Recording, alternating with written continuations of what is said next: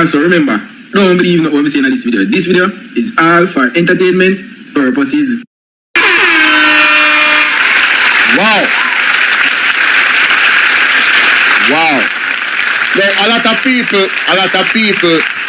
well, not a lot, just some people in my comments saying, you stop the video too much. Some of them being disrespectful and saying I chat too much. Two things. One, you guys have to understand something about YouTube. There's something called copyright, right? When you're playing somebody's video, to stay within the guidelines of YouTube, you have to speed up the video and you have to use the music. You hear the beat in the background to stay to stay away from copyright infringement. Years from now, and I've seen this happen to big YouTubers. Years from now, the entity that owns the video can say, "Oh, I did not give you permission to use the video, you know, although you cited fair use." Right? And they can flag a bunch of your videos and take away your channel. Right? If they want, or try to at least. I remember Abba preached at a situation with our other group. And they sent in their rebuttal to YouTube, and thankfully they did not lose their channel. However, there has to be some type of intermission between I can't just play out the video 10 minutes. No, there has to be a stoppage and to make that point. So I'm saying to the individuals that have a problem with that, there are other channels you can go and take your watch time there. If you don't like my style, yeah, you have options. And the other thing I will say is that the link to the videos that I'm playing is in the description. So if you want to watch the video without my reaction to it and me stopping it when I choose to, you have that option as well. Good? So please, no more complaining in my comment section. I've made some adjustments, but I will not be responding kindly to any more comments of that type because of what I just explained. And I hope this message gets to each and every one of you that were complaining about somebody talking too much. What do you think I come on YouTube for? And I see some people drop off. I guess those were the people. What do you think I come on YouTube for? To not share. This is called Bolo V and R. It's about my views, my reactions, and my responses to the things that are being said. Alright? So let's just get that categorically clear. Yeah, me chat, they can't chat long. That's why I have a page. If you cannot talk and dialogue, and you just want to play somebody's video and say a little thing, I don't think YouTube is for you. Alright? That's not my style. So if that's the style you like, again, there's many other platforms you can get that. Hey, how you doing, ladies and gentlemen? It's your brother Bolo VNR, and I just wanted to put this out there for my people. Now, Bolo VNR clips, I need my people to go over to this platform, and I need you to sub up for me. Please, please, please, please, please. I need to get to 1,000 subs, y'all, and I need your help. All right? That's one of many platforms I control. The other platform is Bolo VNR. This is also my platform. All right? I need y'all to go sub up to that. If you're already subbed up to Bolo VNR 2.0, then, hey, you here. So, you know what I'm saying? You good. You straight. You just need to sub up to the other two platforms. Now, to donate, the anonymous link, right, and the PayPal direct link is ways for you to donate to the platform. Also, the Zelle. That information is right there. Now, with the Zelle, ladies and gentlemen, what I need from you is I need you to email me, Instagram me, or WhatsApp me the receipt for the Zelle, transaction that you made towards the Zelle. All right? Now, if you want to become a part of the WhatsApp group, the WhatsApp community and the WhatsApp group link is right there, ladies and gentlemen. They work. The Instagram link, the Twitter link, right? They work. That's the Twitter right there. Good? The Instagram, they work. That's the Instagram right there. Follow me on Instagram, right? All right? Zelle, you can't click on that. The PayPal direct link.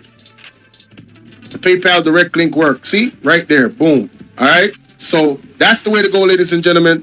If you want to donate to the platform, the anonymous link, I'm going to fix that. I don't know why it didn't work yesterday. Let me see if it's working now. There's still a problem, so I'm going to fix that. All right? And my email is right there, right? And yeah, that's about it. So I just need y'all to do me a solid and support all platforms, sub up to all platforms, and look out for different content on all platforms. It's not going to be the same content. All right? So I need y'all support. And shout out to all the new subs. Shout out to all my donators. The Patreon is coming soon. All right, ladies and gentlemen. So I'll make sure that you look out for that. The aim for each video is 500 likes. When I post the video and you see it come up that I got a live coming, this is what I want you to do as supporters of my platform. I want you to, let me give you an example, all right? I got a live stream that is supposed to be up here on Bolo VNR 2.0. Oh man, where is it? Damn, I don't have anything scheduled. Say for instance, something is scheduled, right? Say for instance, something is scheduled. When you click on it, you're going to see the live chat. I need you to hit the like button immediately and then type something in the chat, even though I'm not live. Trust me, it helps the video. Once you realize that I got something coming up, hit the like button, type in the chat. And the next thing, ladies and gentlemen, share the live. You're not going to donate. This is a free way for you to give solid support to the platform. You feel me? So I need y'all help. With your help, the channel grows. And, you know, hey, that's how it goes, right? And again, for the persons in the comment section, let me see.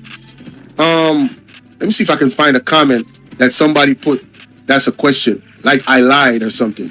Guys, if you're in the comment section, right, and you leave a comment, right, I need you, if you say I lied about something, I need you to tell me what I lied about and give me the timestamp. Again, when you use your phone and you look and you go to the comment section, you click the comment, in the right corner of the comment, you're going to see a number symbol like a timer. Whatever part of the video you are that you want me to address, you click that when you reach that part and type, you lied about this. And then I can click on the timestamp, go back, and I can apologize if I lied and you corrected me. I don't have a big ego, right? If I made a mistake about something, I can apologize, I can address it, and I can correct it. But just saying that I lied on a 3-hour video, what did I lie about? There's so much things I said, right? So please, I'm more than open to you telling me, okay, this is what you lied about, and I can address it. Okay, all right. So yeah, man, support the platform, and welcome, man. Welcome to the platform, man. You heard? Welcome, welcome, welcome. Yes, sir. Appreciate y'all. Remember to like, share, and subscribe to this particular video you're watching right now, because this might be an intro for all of my videos. So definitely need you to like, share, and subscribe. And comment respectfully, ladies and gentlemen. Comment respectfully. It's only right.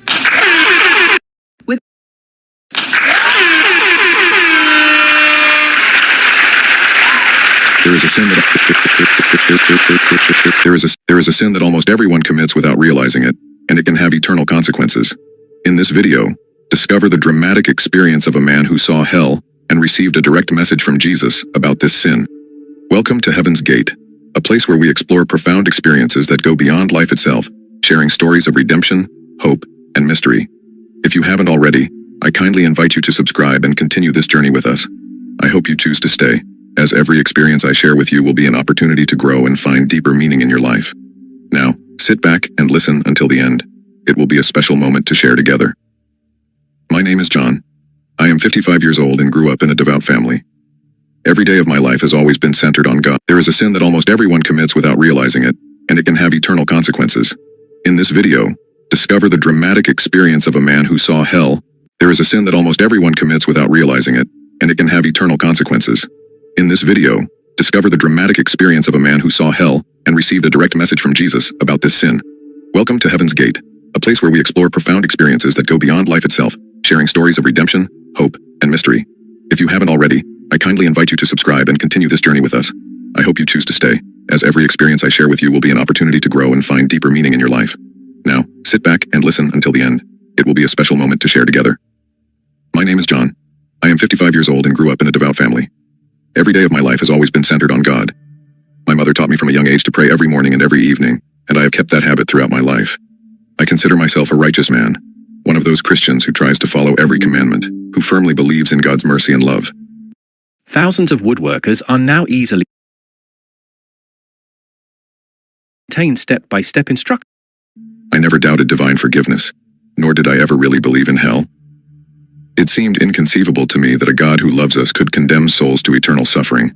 To me, the flames of hell were just an image used to scare sinners and non-believers, not a real place destined for faithful people like me.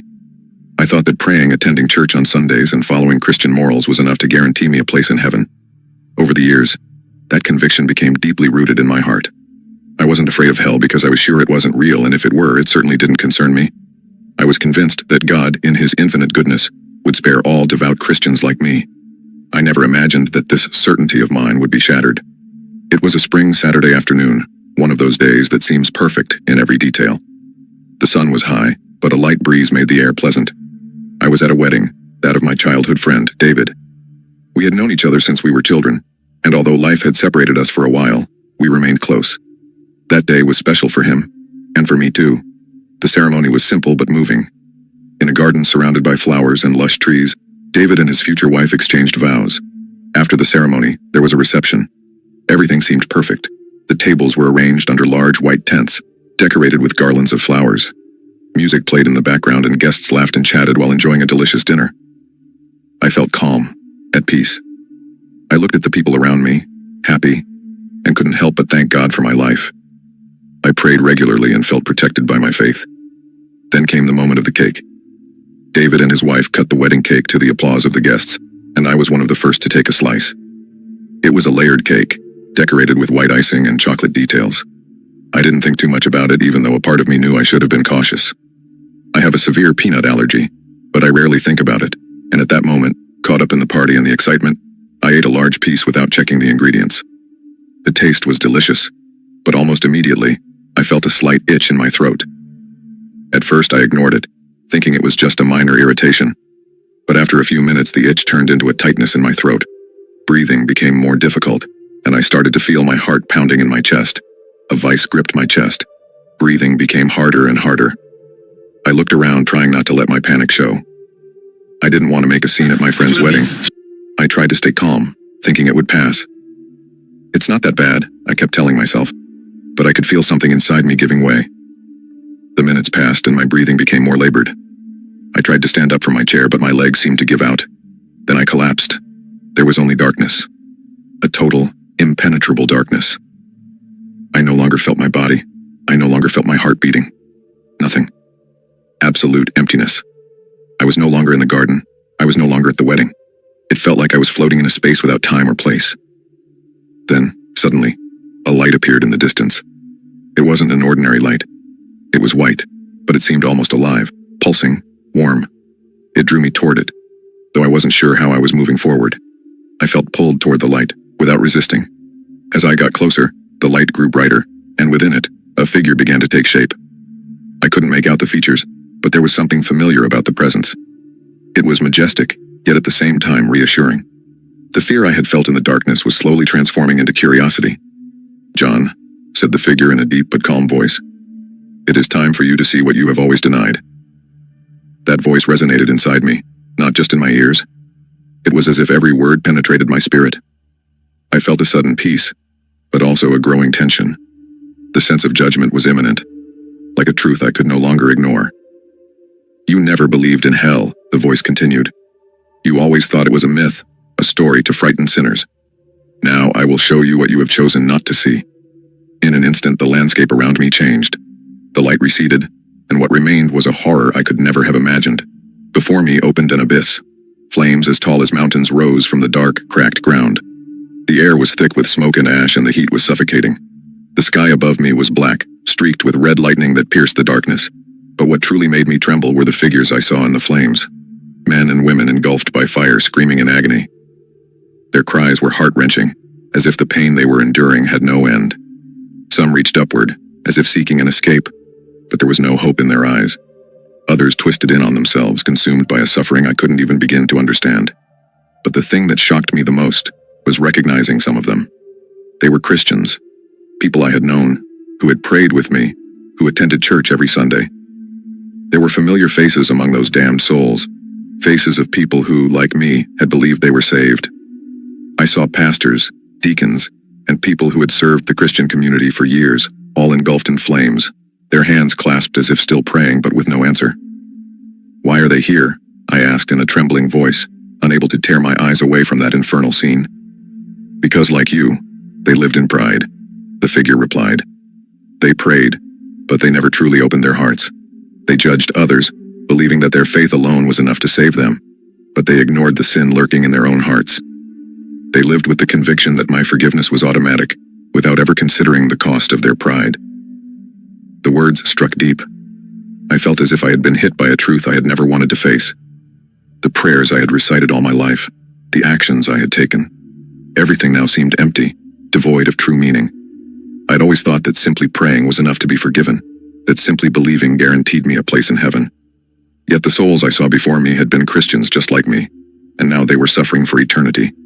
As I continued to watch those tormented souls, I began to see scenes. It was as if a part of me could visualize the sins they had committed in life. Every Christian in that place had lived with the conviction that their sins were minor, irrelevant, because their faith would save them anyway.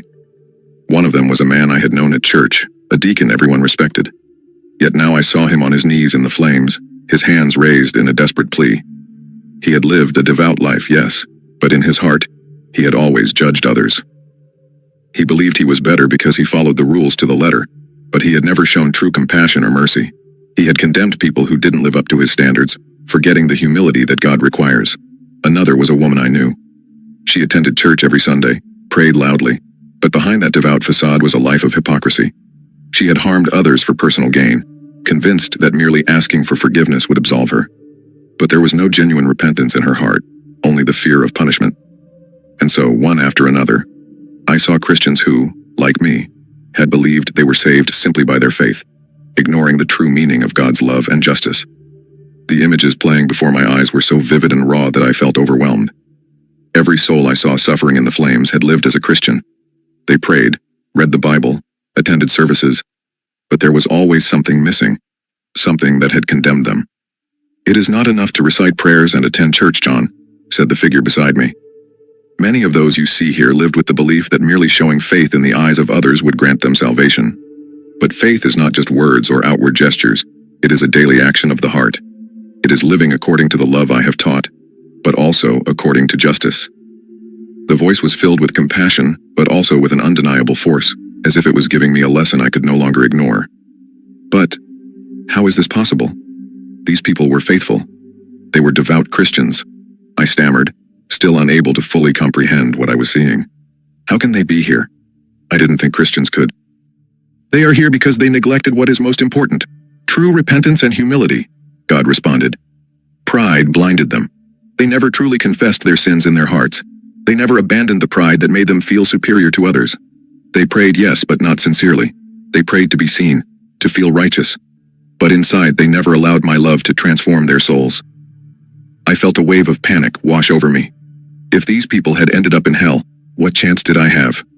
I had lived like them, certain that my prayers, my faith, would be enough to save me. I had done exactly what I now saw in them, judged, ignored my own flaws, and taken for granted that God would forgive me anyway. The screams of the damned pierced my heart. I looked at their faces twisted in pain, searching for signs of hope. But there were none. They were trapped in eternal torment. The flames did not consume their bodies, did not reduce them to ashes. Instead, they seemed to perpetuate their endless suffering. At one point, I noticed a particular man. I had known him well. He had been a preacher, one of those who always spoke with great fervor about God's love. He had led countless people to faith, yet now he was there, among the flames, with an expression of eternal horror on his face. I remembered how, in life, he boasted of his works, and how much praise he had received from his congregation. "Him too?" I whispered. "Him too," replied the voice. Because despite his good deeds, there was no humility in his heart. He preached love, but lived in judgment. He silently condemned those who did not follow his example, believing himself to be better than them. He did not seek my forgiveness, but only the gratification that came from the praise of men. The words struck me like a whip. How many times had I silently judged others, believing myself to be superior because I prayed every day, because I followed God's law as I understood it? How many times had I looked at others with contempt, convinced that my faith was purer than theirs? I continued to walk among those tormented souls, unable to look away. I saw faces that had lived in luxury, who had used faith as a mask to cover their sins. Some were religious leaders, others common people, but all had made the same mistake.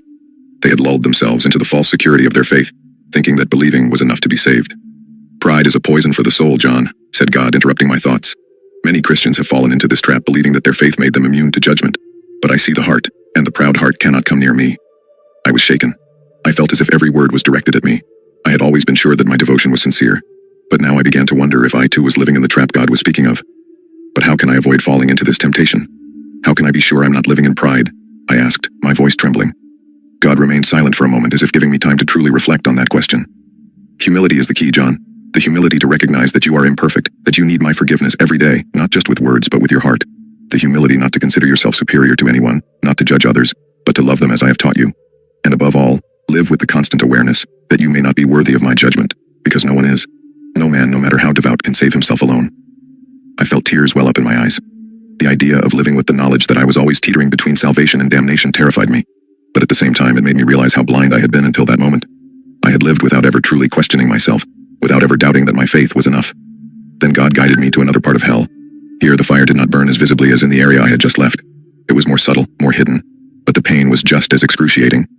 This place was reserved for Christians who had lived in presumption and arrogance, believing that their faith made them superior to others. It was a different hell, a torment not only physical but also spiritual. Here, I saw people forced to constantly relive their lives, every action, every thought. Their torment was a constant awareness of the opportunities they had had to truly repent, but had wasted. Every Christian in this place lived with the eternal awareness of how close they had been to salvation, but had drifted away because of their pride. Their screams were not only of physical pain but of deep spiritual agony, a regret that consumed them from within. I saw people despairing, trying to repent, but it was too late. Their repentance was no longer valid. Judgment had been passed, and now they were condemned to eternal torment. One of them, an old man, looked me in the eyes as I approached. I was like you, he said, his voice broken by suffering. I thought I was saved. I thought my faith was enough. But I judged. I lived believing I was better than others. And now I'm here. I couldn't bear his gaze. It was full of remorse, a remorse that I knew was eternal. But the thing that terrified me most was the similarity between his story and mine. How many Christians, I wondered, were condemned to this place because they had lived in presumption, thinking they would never have to face the possibility of hell. The divine figure beside me looked at me. Do you understand now, John? Do you see now why hell is not only for declared sinners? Many Christians end up here not because they didn't pray, not because they didn't believe, but because they never truly abandoned the pride in their hearts. They thought their faith would save them automatically, without doing the true spiritual work of transforming their souls. Those words burned inside me. I felt as if everything I had always believed had crumbled. I had prayed. I had lived a Christian life. And yet now I understood that I had always neglected something fundamental. Humility. I had never truly understood what it meant to be humble before God. But there is still hope for you, John, God said gently, breaking the silence that had enveloped me in those thoughts. You are here to learn to understand what many ignored until it was too late. I have brought you here not to condemn you, but to give you a second chance. In an instant, the infernal landscape disappeared. I found myself in a hospital bed, with the sound of machines monitoring my heart and breathing. My hands were trembling, and my body was weak.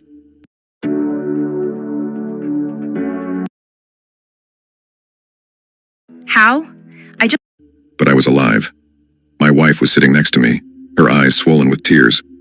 She had saved me with the help of the doctors, but deep down I knew I hadn't simply been brought back by them. God had given me a second chance. My body had returned, but my soul had changed. I had seen hell, and I had understood how close I had come to eternal damnation. Now I knew that being a Christian in name was not enough, nor were prayers empty of meaning. I needed to live every day with humility, to truly repent of my sins, Amen. and to abandon the pride that had accompanied me all my life. Now, every day of my life is lived with a new awareness. Every prayer I recite is accompanied by a sincere examination of conscience, searching within myself for those sins I had previously ignored. Faith is no longer a certainty but a path that requires constant attention.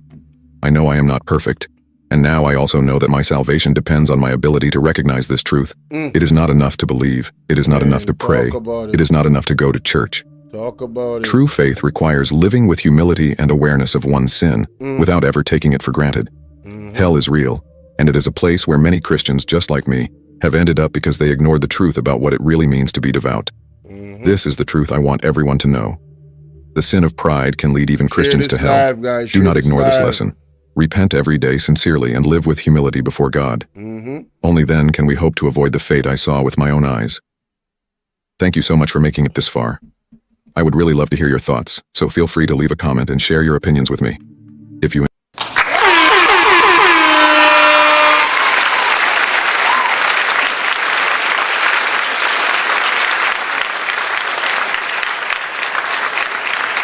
One of my supporters sent that to me and told me to share it with you guys, and I listened to it and I decided this is definitely a message that needed to be shared. And I purposefully played it at the first part of the live stream. So for those that catch the replay, they'll get the message. Oh, and I will be posting it separately. My thoughts. I played a video yesterday where the brother said, you have to be a child of God. Nowhere in the Bible said you are an adult of God. You're a child of God. A child is more humble. A child doesn't have too much pride. You know what I'm saying? And pride, man, that is something, you know. And we've seen a lot of pastors, prophets, apostles over the years, male or female, they have been engulfed, consumed with pride. And that lesson right there, it tells you a lot. You know, the man looking into the realm of darkness and hell and seeing so many Christians that he knew personally, that he would have thought that these people are actually going to heaven. But the genuineness of their repentance, see, you can't hide from God. You can pretend to everybody else, oh, you go to church every day, you're the first one there, all of these things. That's beautiful. But who are you doing it for? Are you doing it for people to see you, for them to say, oh, he's this great person or she's this great person? You understand what I'm saying? That's where the pride comes in. A lot of people is doing things to impress other people. They're not living to serve God, to please God.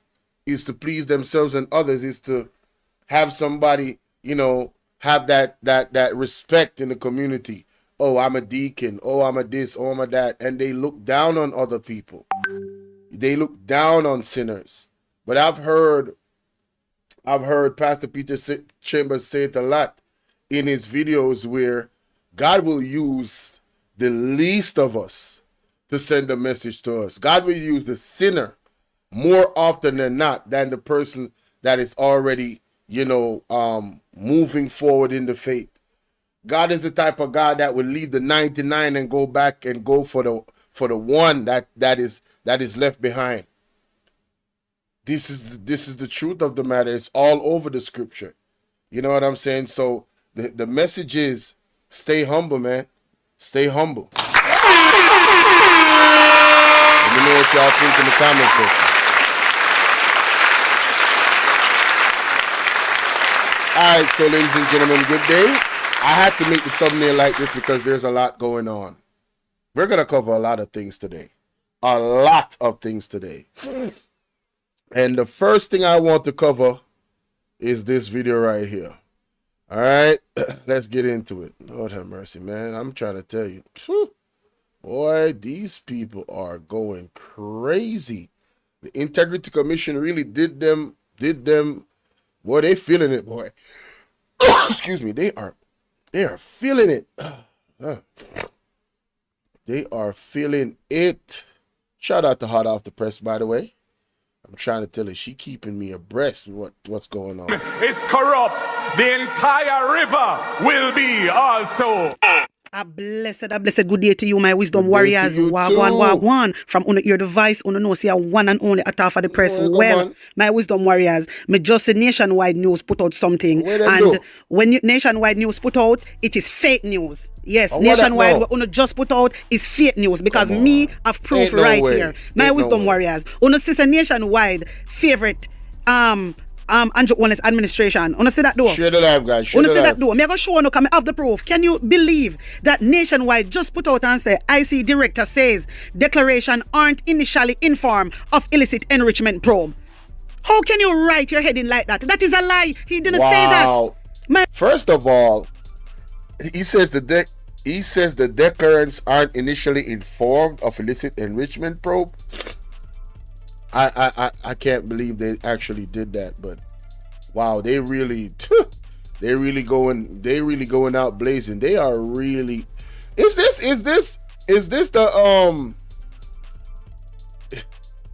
the season of where people and entities and groups and media houses just crash out? What is really going on, man? Is this crash out season or something? Because I don't get it. I really don't get it. How could he say this? How could they put this out? And you're going to see, it's weird. It's really weird. My wisdom warriors, he didn't say that. Kevon Stevenson did not say really that. weird, bro. He said in the early stage. In the early stage, if you have been referred, obviously, Hughes, then you how can could just you, tell us man? straight away. This How is what could he you? said. I may have proof. This is fake news nationwide. surely I want is. to tag nationwide for me. I want to tag IC. Me I go tag them too. Mr. Cliff No, Hughes. I want the IC if you come out and show them up. Nationwide, don't have to stop it. Stop misleading the Jamaican people. My wisdom warriors, hear this. The Integrity Commission Director of Investigation. This is according to I'ma find Nationwide that News. article too. Kevon Stevenson says a declarant will not be informed at the outset as to whether he or she is being probed for illicit enrichment. He did not say that, my wisdom warriors. He said in the early stage. Why you never did. put in the early stage? Him say if the case just referred, they have to do some investigation. Yeah? And then after, them are gonna let them know. So what are you talking about nationwide? This is propaganda. This Yep. is fake news. You have to Sure stop is. it now, man. This is going too far now. This is going too far. No, me know so I hate Jamaican people. Cliff Hughes, me I call you out, brother. Fix this because this is fake news. This is They a need lie. to apologize, This man. is a lie. My wisdom warriors. In answering questions during Tuesday meeting. And I'm going to go, Pat W, how you doing? I'm going to go to the article because this is ridiculous. Let me take him off the screen. Man, Cliff Hughes, boy, you really messed up, boy. That is, Lord have mercy. Let's go to the article, guys, so you guys can see it for yourself. There it is. Director says declarants are initially informed of illicit enrichment probe, October 16, which is today. And that's the brother right there. Let's hear the audio. It is the practice, as I recall it, of the Director of Information and Complaints that he advises the declarant that the matter is being referred. My recollection, and you may correct me if I'm wrong, the letter does not say that you are being investigated for illicit enrichment. And he says that I am correct. So, nationwide, in my opinion, let me go to the next audio. Now, when the matter comes to the Director of Investigation, that matter has to be assessed. There has to be investigation into the matter before the declarant can be advised that they are being investigated for illicit enrichment. Because the Director of Information and Complaints doesn't necessarily go in depth with the matter. For me to, at the start, indicate to the person that you are being investigated for illicit enrichment might be a little bit premature because of what the legislation requires. No, I mean, nationwide, the last audio that you put out lets me know that you know exactly what you're doing. You are putting out clickbait, misleading titles. And you know a lot of Jamaican people don't like to read. So I guess Nationwide is they're into the as a big media house, they're into the controversy side of things. Why would they put this out? I don't understand. It's very, very weird. It's very, very weird. Very, very weird. But you guys can go and look at the article yourself. I'm not even going to read it. Let's go back to Hot Off the Press and what she's saying, because this is ridiculous. Of the Integrity Commission Oversight Committee, Mr. Stevenson says this information is not included in the initial letter sent to the subject of such a probe. You hear what this is a lie, you know? This is a lie. My wisdom warriors, hear this. I want to listen good, you know. I did play it yesterday, but I want to listen good. Keep focus, my wisdom warriors. Listen to this. Remember when Nationwide just put out, Nationwide say, IC Director says declarants aren't initially informed of illicit enrichment. That's a lie. People them over there say Mark Golding a tell lie. That's so this a lie. have to fix. Integrity Commission have to come out and show up nationwide because nationwide is doing fake news and it needs to stop. It needs to stop. This is ridiculous. I saw no love one man, brother. Eh? Me blows that this man is a criminal. This man Andrew Oldness, thief charity money. I don't know out here defend Andrew. Allegedly. Really? So I want to put Andrew over Jamaican people out here spreading propaganda, spreading lies. Allegedly. No one. You have to listen good what Kevin Stevenson said. Yes, let's listen really to well. Yes. Thank you. Let's listen. Thank you very much, Chairman.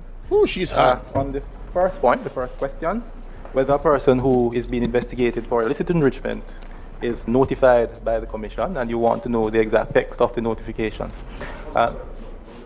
Yes. Now, when a matter is referred on to the Director of Investigation for investigation, for example, illicit enrichment, it is the practice, as I recall it, of the Director of Information and Complaints that he advises the declarant that the matter is being referred. My recollection, and you may correct me if I'm wrong, the letter does not say that you are being investigated for illicit enrichment. And he says that I'm correct. Now, when the matter comes to the Director of Investigation, that matter has to be assessed. There has to be investigation into the matter before the declarant can be advised that they are being investigated for illicit enrichment. My wisdom warriors, on hear when just say, keep focus. Listen. All right. Because the Director of Information and Complaints doesn't necessarily go in depth with the matter. Right. For me to, at the start, indicate to the person that you are being investigated for illicit enrichment might be a little bit premature because of... Hear what I'm say at the start. So basically, if somebody referred for illicit enrichment, what am I say?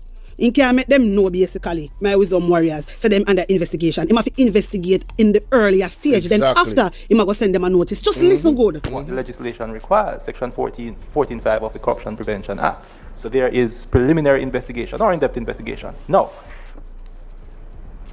I would also send a letter to the person once I receive the matter to say that this matter has been referred to me. I will not necessarily say that you are being investigated for illicit enrichment for the same reason I mentioned earlier, at that early stage. Now, once there is sufficient evidence that this person owns assets disproportionate to their lawful earnings, so there is some evidence of it, some indication, a notice is sent to the person. A what? At the head of the notice, I don't have it in front of me now. There it states what section of what legislation the notice is being sent under, and then it would be Section 48 and Section 14.5, and the words illicit enrichment are also in the header of the notice. Now, if so nationwide, why not lie upon the people then? The explanation is very clear. If I may read for you, maybe 2 paragraphs from the notice itself. It says, take notice that the Integrity Commission is investigating the statutory declaration submitted by you for the year so-and-so to determine, among other things, whether there are reasonable grounds to suspect that you have contravened Section 14.5, which is the section that deals with illicit enrichment, of the Corruption Prevention Act. And if there are any other legislation that we're looking at the person under, then we'll also state that in this case, there was Section 43.2 of the Integrity Commission Act or any other enactment, and whether recommendations ought to be made hereinafter the investigation. The second paragraph is important. Take further notice that the Commission, from the proceeds of its investigations so far, has determined that you own assets disproportionate to your lawful earnings, insofar as have been declared by you. Consequent on the foregoing, you are invited to attend on the Commission, and we say what the address is, and the date and time, to be interviewed for the purpose of providing an explanation to the Director of Investigation. So my wisdom warriors, so nationwide, why wanna do it? You ain't got to lie, Craig. You ain't got to lie. Ain't nobody lying. Stop it. Get some help.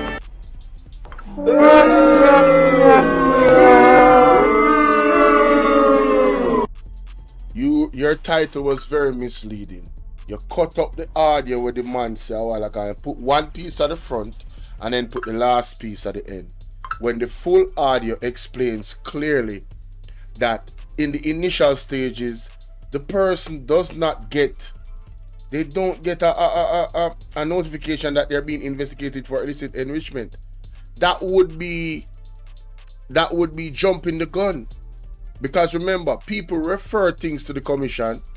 They tell them they look into this. Then they find out if it's something that is even legitimate enough to look into, if they should even take the case, right? Then they go ahead, probe, and let the person know that there's going to be some type of probe going on. So they're not alarmed, because they would need their cooperation in the probe.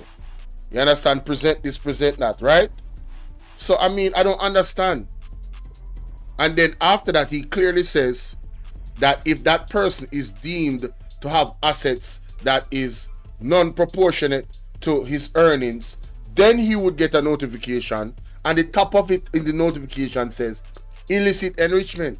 So how then, nationwide, do you have a title on your page saying this? How in the world do you have a title saying the IC director says declarants aren't initially informed of illicit enrichment probe? That's not what the man said, brother. You guys are playing semantics. You know exactly what you're doing. You know exactly what you're doing. And you think that you're witty. But what you're doing is you're exposing yourself to the viewing public. You understand what I say? You're exposing yourself to the viewing public. And I'm going to show you what the Integrity Commission statement said about what they put out.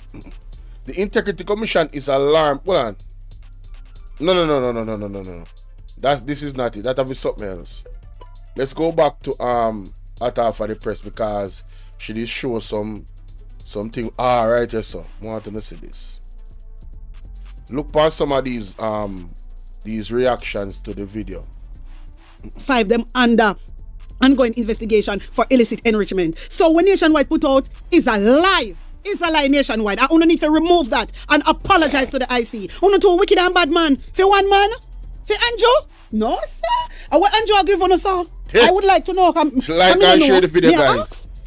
What is this? Share the video. No, my wisdom warriors. You see, this is why Jamaican people have to stand up. Come, I see the people them over there. Wow. I see the people them over there. All right, let me show you somebody comment them. Yeah, to show you. Let me show you somebody comment them. So my wisdom warriors, someone said, NN, please to behave better. You know what you are doing. Please provide full statement. Every day you lose credibility as a media host. The next person say, very misleading headline. And you wonder why people say you are JLP station. The DI said the people. Hold on, say, got cover over the IC. Instead of harassing the commission, what they should be doing is declaring their assets and correcting what was overdone. That means if you overstep, you give away a portion. I strongly agree with you. Let's continue. PM would have been clearly notified within the correspondence. So the sister Nationwide is out here telling lies. They're out here telling lies. And Andrew Holness and Dana stand up and tell them, say, no fake news. But yet, my wisdom warriors, Nationwide is misleading the Jamaican people. Sad. Sad. Lord Jesus, Nationwide, uno have to go down. Uno have to go down. You know, look good, brother. Another person said, I listened to the interview actively. He mentioned they are informed as soon as it reaches the illicit enrichment stage. Nationwide, stop handpick parts of what the man truly states. See why your news not credible?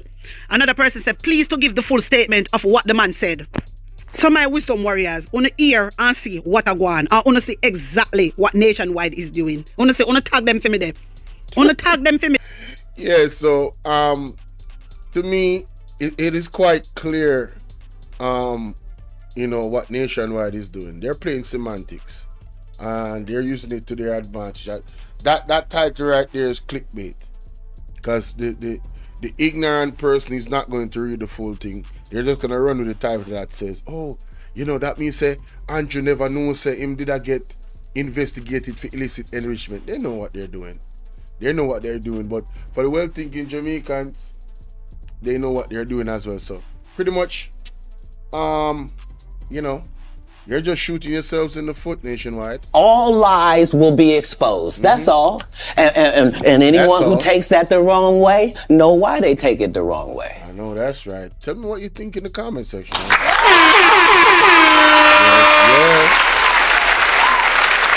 Yes.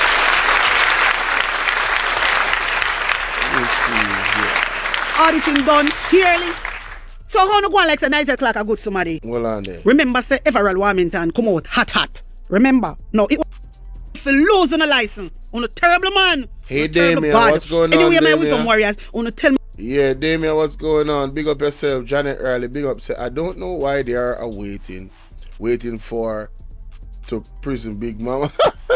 If I even went prison one dog, this man after walking. Hey, only not easy, you know. What is man? Apart of let's say mouthpiece station should be banned. As anything reach Parliament, it must. So yeah, there needs to be a serious investigation on that.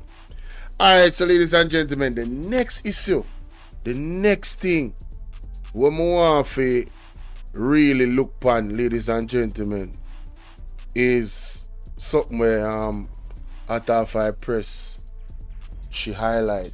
I mean I tell her say Nigel, what his name? Nigel Clark and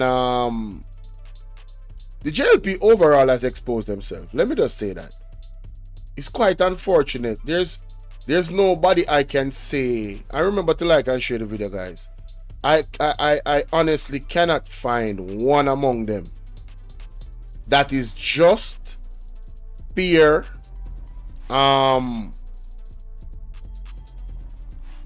of credibility in any way, shape, or form. And I'm looking at their actions. Their actions scream lack of credibility. I'm talking about screaming lack of credibility. It's quite unfortunate.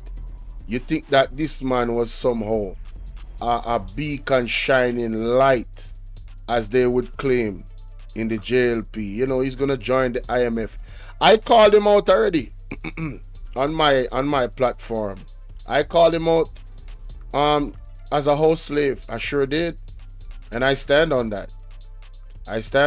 Jumping ship, going to the IMF, a body that doesn't necessarily benefit the countries that they loan money to. I always tell people a lender job is to continue to lend, not for you to gain independence from borrowing from them. But I digress. Let's get to the actual clippings. I want to think about this. Anyway, I have a piece of attack laps. I have a piece of attack laps. Oh, remember in my video yesterday, me showing Nigel Clark, my wisdom warriors, yes, and Everald Warmington. Remember, say Everald Warmington come out hot. Remember? No, it wasn't the video last night. I think it was early this morning. Yeah, Everald Warmington come out hot and say, "Oh, I see records never audit for how much years." That was a lie. That was a lie, my wisdom warriors. This is why. You see, Nigel Clark sit there and he knows what is going on. He know because he was the same very person who signed off the audit. Let us see. Yes, me have the proof. He is the same very person who signed off the audit, my wisdom warriors, Nigel Clark. And Nigel Clark sit there and said to Everald Warmington, we can't do no auditing because all auditing done yearly. There's nothing you can do. So how no go on like say Nigel Clark a good somebody? My wisdom warriors. I see roll out. I see run right out, straight out like an arrow, and then release this statement. Hear this. Integrity. You know say I wanted to hear the statements made by Everald Warmington. Let me find that clip, ladies and gentlemen. Let me make sure you read the statement them said. Commission alarmed by misrepresentation made in the House of Representatives by government MP Everald Warmington about audits of the Commission. The Integrity Commission knows with alarm comments made by government member of Parliament MP Everald Warmington during yesterday's sitting of the Standing Finance Committee of the House of Representatives. The MP falsely claimed that the financial and accounting affairs of the Commission have not been audited for years. Only hear that Everald Warmington out here tell lie. Yes. For the IC look bad. Hey, that boy, that little wretch. Him not easy, no? That wretch. Only if you go protest for this man and leave, man. Only if you go protest Jamaica, you can't just sit down and answer. Seriously. Them are getting away with too much things, man. And nothing can't be done. Me telling you, Me telling you all the while, say we have the power in our hand, Jamaica. You not listen to me. Only think I'm not going have the power. And we have the power. And we put them, we spot them there. So we take them out. My wisdom warriors. Hear this part. The MP falsely claimed that the financial and accounting affairs of the Commission have not been audited for years and that no audit report had been submitted by the Commission to Parliament. Ratted all. That means, say, if it me box cover, my wisdom warriors, this I get interested. Wait, let me read some more. We haven't seen an audit of that department, the Integrity Commission tabled in this house, but they are spending taxpayer money. This is Warmington, you know. Mr. Warmington told the house. In addressing the Finance Minister, Dr. Honorable Nigel Clark, Mr. Warmington further stated as follows: I am saying, Minister, that we must get an audit report from that department. And people don't know some find it. I don't know some I go find it though. I don't know me stay already. I like facts and evidence, you know. As me say, share the live, guys, share the live. Veronica, how you doing? Sharon, what go on, baby? Pick up on yourself, you know. Watch I know. See it now, my people. TVJ News. Here we go. This is the part of Warmington. Make him statement. Make we examine it. See? Let's examine it. Tuesday. The salary of the Chief Parish Judge is to be 70% of that of the President of the Court of Appeal. The salary of the Senior Parish Judge is to be 70% of that of the Senior Puisne Judge. The salary of the Parish Judge is to be 70% of the Puisne Judge. And the current arrangements for the positions of Masters in Chambers and Registrar should remain applicable. The indexation detailed above is to be maintained going forward and for subsequent years unless there is a material change of circumstances. As of April 2023, the annual salary for the President of the Court of Appeal was over $26.2 million. For a senior puisne judge, the new salary was a little over $21.9 million, and a puisne judge over $20.8 million for the year. Opposition spokesman on Finance Julian Robinson responded to the update. Finance Julian Robinson requested an update. And payment issues, whether that is included. While that remains the case, but let's be clear, the arrangement for junior doctors is that there are sessional rates that apply. And the sessional rates that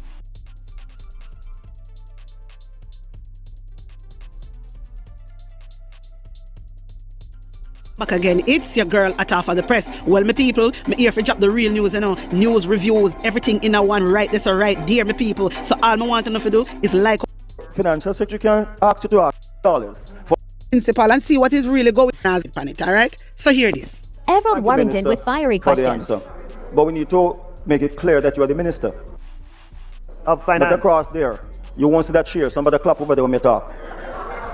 I'm saying, Minister, I expect that the audit, we get an audit report of that department before the next financial year, before the next budget comes here. There's no way we're going to approve another $2 billion for a department that has not been audited for years. Okay? You know, me there talk you all the time and I realize me sitting there done. I never realized, say, Everald Warmington is claiming that the Integrity Commission has not been audited for years. There hasn't been an audit report. The Integrity Commission. Now, for him to make that claim, don't you think he should have some reference, some proof? As a professional, as a minister of government, wouldn't you think so? But let's listen. Okay, so I expect that the audit be laid here before March next year, because we're not going to allow it to pass through here. If I'm the only person to stand and say no, I'm going to do it. But there must be an audit at the department. Remember, I don't think any reasonable person can object to your requirement. These are public funds, and I have no reason to expect that that's a difficult proposition. So hold on, why Nigel Clark is entertaining the idea that the claims that Everald Warmington is making has some validation? And the reason why I'm asking that is for the following. We are going to hear now. Your financial secretary can ask you to ask me what year. You know the year that you'll table it here. Oh, brother, if you're going to make an accusation, you need to tell me the year. You not have one reference for say where you for standpoint, where you standpoint. So how you fi make an outlandish claim like that? Everald Warmington, in my opinion, is a loudmouth vagabond. Ignorant. I don't know how he's a minister of government. It has to be alleged nepotism, cronyism, printing, I question his IQ and intelligence. Because when am I doing a government, anybody can do. Get up every day and just shout. What value does he bring to our cabinet? I'm asking. Somebody please explain to me. So she should know the years that are outstanding. Okay, ridiculous. So I'm glad that you began with a recognition of the fact that you worked at the time that this administration, the first.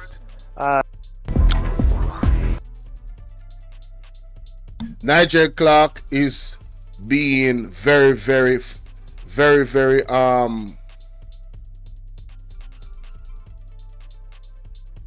Dumb warriors. I want him to Mama Lashi. Mama Lashi, want him to you. Why you texted for Nigel Clark? My wisdom warriors, listen to me. You know, so them a dig themselves in a one hole. You know, say them a dig themselves in a one hole. Yeah, me I tell you no. Because Everall Warmington, you don't realize that Nigel Clark no want hear nothing right now about auditing no money business. The finance minister no want hear nothing. So, because of those statements that he made, the Integrity Commission released this report today. The Integrity Commission is alarmed by the misrepresentation made by the House of Representatives in the House of Representatives by Government MP Everall Warmington about the audits of the Commission. The Integrity Commission notes that the Integrity Commission notes. No, hold on there. Oh my God. Oh yeah, the Integrity Commission notes with alarm comments made by Government Member of Parliament MP Everall Warmington during yesterday's sitting of the Standing Finance Committee of the House of Representatives. The MP falsely claimed that the financial and accounting affair of the Commission have not been audited for years, and that no audit report had been submitted by the Commission to Parliament. We haven't seen an audit of that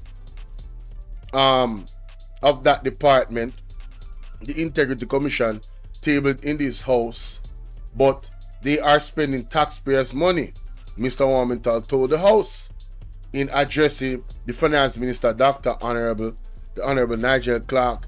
Mr. Warmington further stated, and I quote, as stated as follows: "I'm saying, Minister, that we must get an audit report from that department before the next financial year. There's no way that we are going to approve another $2 billion for a department that has not been audited for years, okay? So I expect that the audit be laid over here before March next year." Minister of Finance in turn responded as well: "I don't think any reasonable person could object to your requirements. There are public funds. These are public funds, and I have no reason to expect that.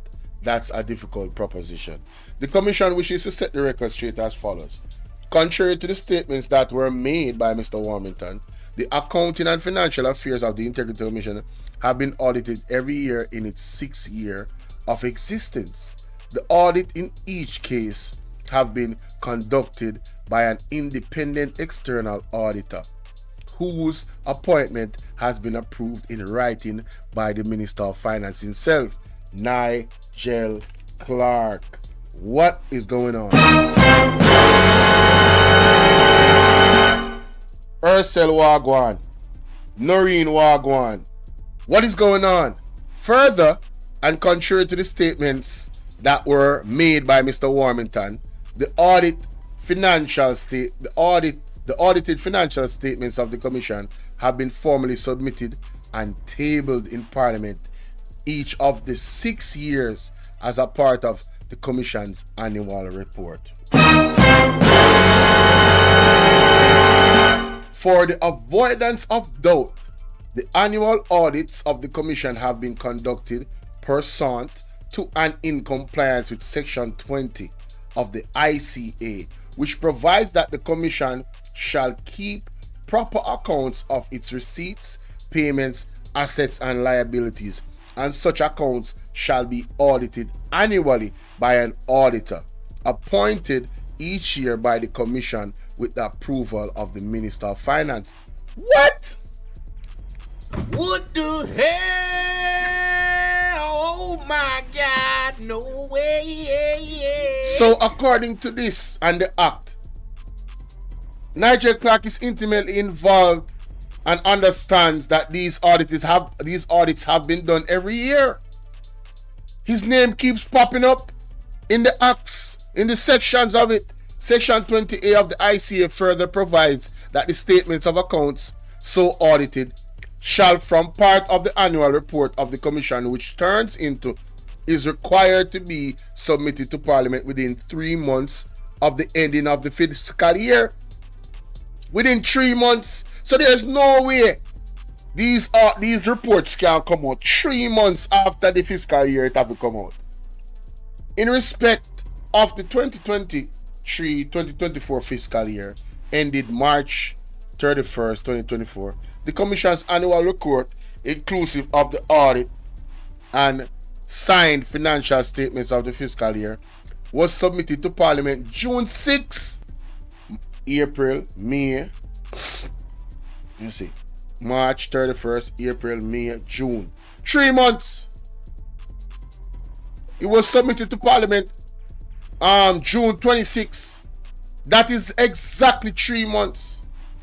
The report was formally tabled in the House of Parliament of Representatives July 9th, 2024. Ironically, the Integrity Commission Oversight Committee, of which Mr. Warmington is a member, met with the Commission for several hours yesterday morning. Right? One of the stated purposes of the meeting was to review the 2023-2024 annual report of the Commission, inclusive of the Commission's audit financial statements for the 2023-2024 fiscal year. The audit financial statement appeared in the last 31 pages. No, this is purposeful. So you're telling me that they actually went over this yesterday morning, and then the next day, the same day, the man come and said the things that we're saying in Parliament? Oh my God. Emotional damage. Why may I tell you, sir? A corrupt government cannot liberate the people. If the head of the stream is corrupt, the entire river will be also. What can go so? The letter which approved the appointment of the independent external auditor and to audit the accounts and financial affairs of the Integrity Commission for the fiscal year 2023 was signed by the Minister of Finance, Dr. Honorable Nigel Clark. What the hell is going on? Emotional damage. So the man did have to sign it. So he don't know about it. Or am I pretending that? Why him not tell Warmington in the world for what? Say, yo, brother, me sign off on them stuff, them man. Them dead. What can go so? Mighty God of Daniel. The Integrity Commission remains concerned that there are parliamentarians who continue to exhibit a clear lack of knowledge or understanding of the very laws that they are elected to write. It is also obvious that some parliamentarians do not read the reports of the Integrity Commission that are routinely tabled in the House of Parliament. So, ladies and gentlemen, allegedly, the members of Parliament are not doing their job. Allegedly, it's either they are not reading the reports or they are blatantly lying on the Integrity Commission, and either one of those does not serve. These are the persons that are getting 220% increase in their pay. To do what?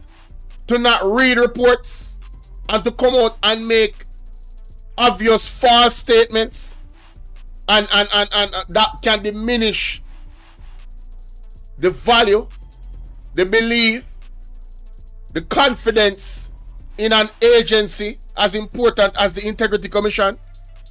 Mighty God of Daniels, we are in trouble, ladies and gentlemen. We are in trouble. We are in trouble. Damn! We are in trouble. This is ridiculous. This is absolutely ridiculous. Oh my God, bro, I'm telling you. Department. I'm telling you. And Nigel Clark this morning. This is crazy. This is crazy. Met with the commission for several hours yesterday morning. One of the stated purposes of the meeting was to review the you know what's the taxpayer and that part of more than if you come to you all of the blog of them? Yes. Not ono. Taxpayer money are we forget. Me I read the report them. Me need to get part of them pay. And the taxpayer them only need to start donate the tax. The money wanna pay for tax to the flag of them. Jamaica Carlos, Mystic Sensation, Andre, Talk Your Mind TV, Sulpha, you name it. Atafai Press, Man in the Wilderness. Yo, are we on the need to send on the tax money too? Because them man not do their job. It don't look good. Not uno, because uno sit on the ass not doing shit. All uno do are accuse people. Uno dirty king labor right in our parliament. My wisdom warriors, taking this, me just showing a recap of Nigel Clark. How Nigel Clark sit on his ass, sit down and know say he was the one that signed off all the auditing reports yearly, and he don't say nothing to Everald Warmington. Taking this. Everald Warmington with fiery questions. But we need to make it clear that you are the minister of finance. But across there, you won't see that chair. Somebody clap over there when me talk. I'm saying, Minister, I expect that the audit, we get an audit report of that department before the next financial year, before the next budget comes here. There's no way we're going to approve another $2 billion for a department that has not been audited for years. Okay? So I expect that the audit be laid here before March next year, because we're not going to allow it to pass through here. If I'm the only person to stand and say, no, I'm going to do it. But there must be an audit at the department. Remember, I don't think any reasonable person can object to your to your requirement. These are public funds, and I have no reason to expect that that's a difficult proposition. Your financial secretary can ask you to ask me what year. You know the year that you'll table it here. Yeah. So she should know the year that I was standing. Okay, so I'm glad that you began with a recognition of the fact that you worked at the time that this administration, the first. My wisdom warriors, wanna tell me one thing. Wanna sister Nigel Clark and a good somebody. Wanna sister Nigel Clark is not a good person. Wanna see how I'm wicked and terrible. Wanna see that? Oh terrible Lord God, but I feel something in a something, my wisdom warriors. I feel something in a something. So Nigel Clark I really want to get into the audit. I think something alright with Nigel Clark. Wanna tell me one thing. Put on honest opinion in the comment section. Like. Why may I tell you? Hey, big up at our 5% man for your work where she we call me. I tell you. This is ridiculous, brother. This is absolutely ridiculous. I'm absolutely flabbergasted at this point. Me can't believe say the man them got this far. The man them really got this far, brother. What do you think? The man then talk to you this morning, and then the same day you go there and just say all of these things that based off of evidence the Integrity Commissioner show is just a blatant lie. Yo, may I tell you, hey, then cool, brother, and you see smirk on his face? What him say, what him say? You see smirk on his face? Jesus Christ. Hey. A video. Them a man ain't no easy, brother. Them man ain't no easy at all. Anyway. Me take them off my screen. Wanna move? Wicked no blows and skirt. Wanna? Lie, then lie. You lie, yeah, man. You lie, brother.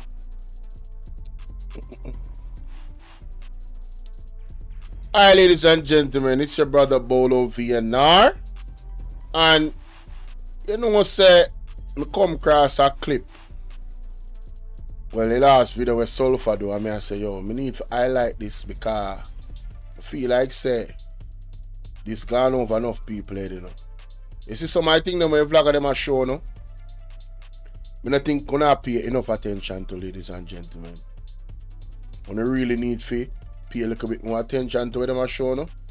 And I also believe that, sorry, my bad. Ooh, Lord have mercy. I also believe that we need to support the vlogger them some more. You understand what I say? I mean, not say me necessarily, but the type of work with them I do, Jaja. Yeah, man, support them, man. Support them, really support them. I understand what I say 100% support them, not halfway support them. 100% support them. You see me? So big up Sulpha. Let's check this out. Robot factory. A video from a Chinese humanoid robot factory has been going viral recently. X Robotics has made a groundbreaking innovation by creating robots that are indistinguishable from real humans. Even their skin texture is just like real human skin. And now it is very clear that the future of humans and robots living among each other is inevitable, which really. So, ladies and gentlemen, I future this man I show you, you know. The man I show you one of the biggest project them where the man they have in the world to replace humans. Yeah. And there's no other way to put it. It is to replace humans. Because what is going to happen to humans is humans are going to become so dependable on robots, and the AIs,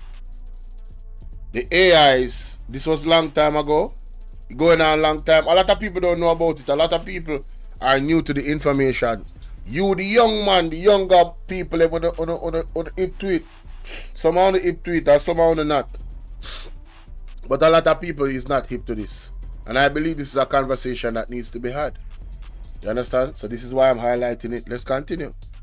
Raises questions like, what are the long-term effects on society if robots take away all the jobs and replace humans in the workforce? Exactly. What is going to happen to the human being? What is going to happen to us?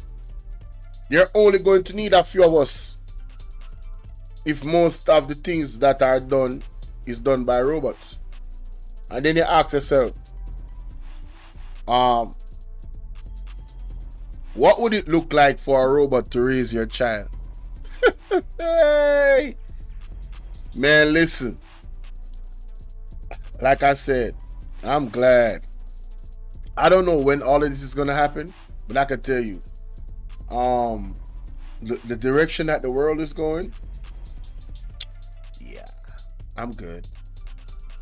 I'm straight. I'm all right, man. Thank God for the time that I was born in. Trust me. As well as all the benefits of AI and all the dangers of AI. Now, artificial intelligence is becoming more advanced by the minute and is projected to surpass human consciousness. Coupled with an indestructible robotic body, what could possibly go wrong? X Robotics is already creating 2,000 robots, humanoid robots annually that can move, act and mimic human facial expressions. These robots can also be controlled by users. The 2024 robot exhibition showcased the most advanced robots that we should be on the lookout for. Robots for railway and roadway maintenance to reduce the risk of accidents. These robots can lift and move objects just like a human. These robots can also be operated with a special glasses connected to the robot's eyes for precise movements. There are robots that will replace warehouse clerks, housemaid, and a bunch of other jobs. With the support of OpenAI, these robots move around on 3 wheels. They can. Now, if you go on Google and type in the jobs that robots will replace human beings in, it's gonna show you in the next 5 years. It's literally gonna show you. Go and type it in. What jobs will robots replace human beings in the next 5 years? It's gonna tell you all those jobs. Can work solo or they can work as a group. It depends on how you program them. These robots work as long as you need them to. They plug themselves on charge and unplug themselves off charge. So basically this robot can do everything without their assistance. And also these robots can be controlled manually. And if you are seeing the robot, you can see that there's a knee joint, so the robot can bend and pick up things. It can do everything that a normal human can do. So all the waitress, all of those jobs, the clerks, all of those simple jobs, gone. Plus these robots work all day and they don't take a lunch break. There are robots that can solve Rubik's Cube. Key, they don't take a lunch break. The insurance liabilities that companies would have, they won't have with robots. Now, the fact of the matter is, ladies and gentlemen, is that you are the consumer. I'm not telling you what to do, but you have to be aware of what it means when supporting this. You have to be aware of what it means, because there's positives and negatives about it. And there needs to be a real conversation around what are the positives and what are the negatives. And how do we survive those negatives? And can we survive those negatives? One of the most extreme negatives of robots is an AI evolving out of humans' control. Much like in the movie Iron Man. In Iron Man, remember the AI that went rogue and it lifted up a whole city, a whole entire city, to drop from a certain height in efforts to destroy the human race. You have to pay attention to these things, ladies and gentlemen. You simply have to pay attention to these things. You understand? In under a minute, meaning seconds. Robots that sew, taking away all the jobs from tailors and dressmakers. Robots that sew with the support of AI, they make precise movements, more precise and more detailed movements, and complete the task in minutes. If these robots don't blow your mind, don't worry, because this is where things get a bit crazy. I'm Chloe. And you, what's your name? Fully functioning female robots. Grace, created in 2021. A fully functioning humanoid robot nurse who was created to assist medical staff in the injection session. Grace is equipped and capable to diagnose patients and do talk therapy while assessing patients. Grace also has different facial expressions while assessing patients. Hey Grace, why don't you look at my face? And next robot is Nadine. Alright, so you see Grace. I don't know if you guys remember when Andrew Holness was talking about AI, and he mentioned, he was talking about AI, and he mentioned that AI would be assisting in the medical field. Who remember that? Type remember. Type remember if you remember.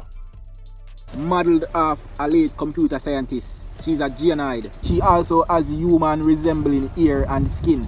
And she has realistic hand movement. Nadine is also capable of communicating with humans pretty well. Nadine also speaks several languages, and she is programmed with a personality which allows her to show 27 facial expressions and upper body movement, while recognizing previous people she had conversation with and recalling those conversations. Nadine is also the first robot to work as a customer service agent at AIA Insurance in Singapore. But if you think Nadine is impressive, wait until you see Ada. Ada, released in 2019, another humanoid robot modeled after a late mathematician.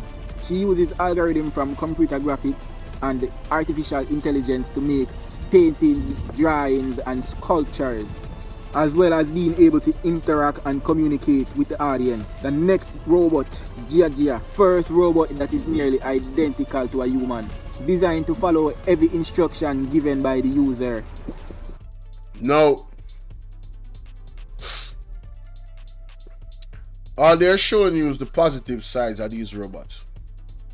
For the well-thinking people out there, not just Jamaicans, you have to understand that with a technology like this, if they're not being weaponized already, they're probably being weaponized already. There's probably allegedly, possibly, I think I snapped some underground base somewhere where these robots are being weaponized. Or maybe it's public already, because I believe that Russia has a droid army. Is that so? Is that correct? I don't know. But the weaponization of those robots, how you doing, Donna? The weaponization of those robots are definitely a factor. There's no technology that is not weaponized. The army is going to weaponize it. Allegedly, I think I snapped. Don't believe nothing I'm saying in this video. This video is for entertainment purposes. Alright? But allegedly, I think I snapped. You have to factor in the possibility of weaponization. And that right there, ladies and gentlemen, is where it gets spicy. But want to go check out Sulpha on yourself. I'm going to pre the video on yourself. Without my commentary, I strongly recommend it. Go and pre the whole platform, go sub up. Feel what I deal with? So, yeah man. Big up Sulpha.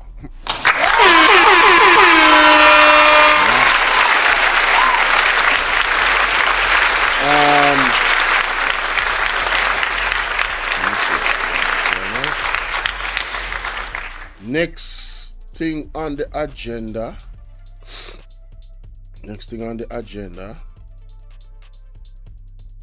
Take this off my screen. Next thing on the agenda, ladies and gentlemen.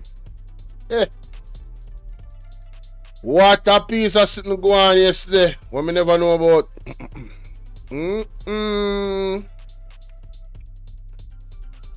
Me say.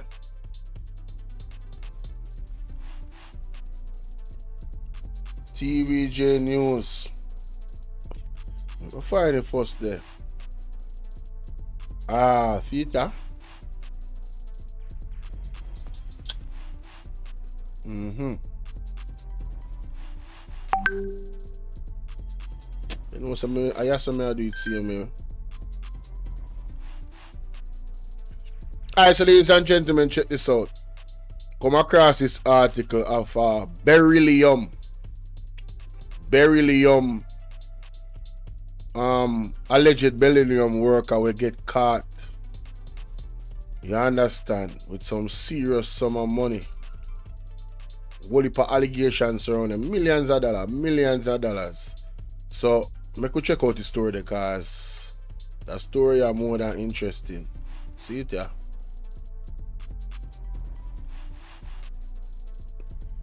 Ads. Caribbean Estates, St. Catherine. Peter now.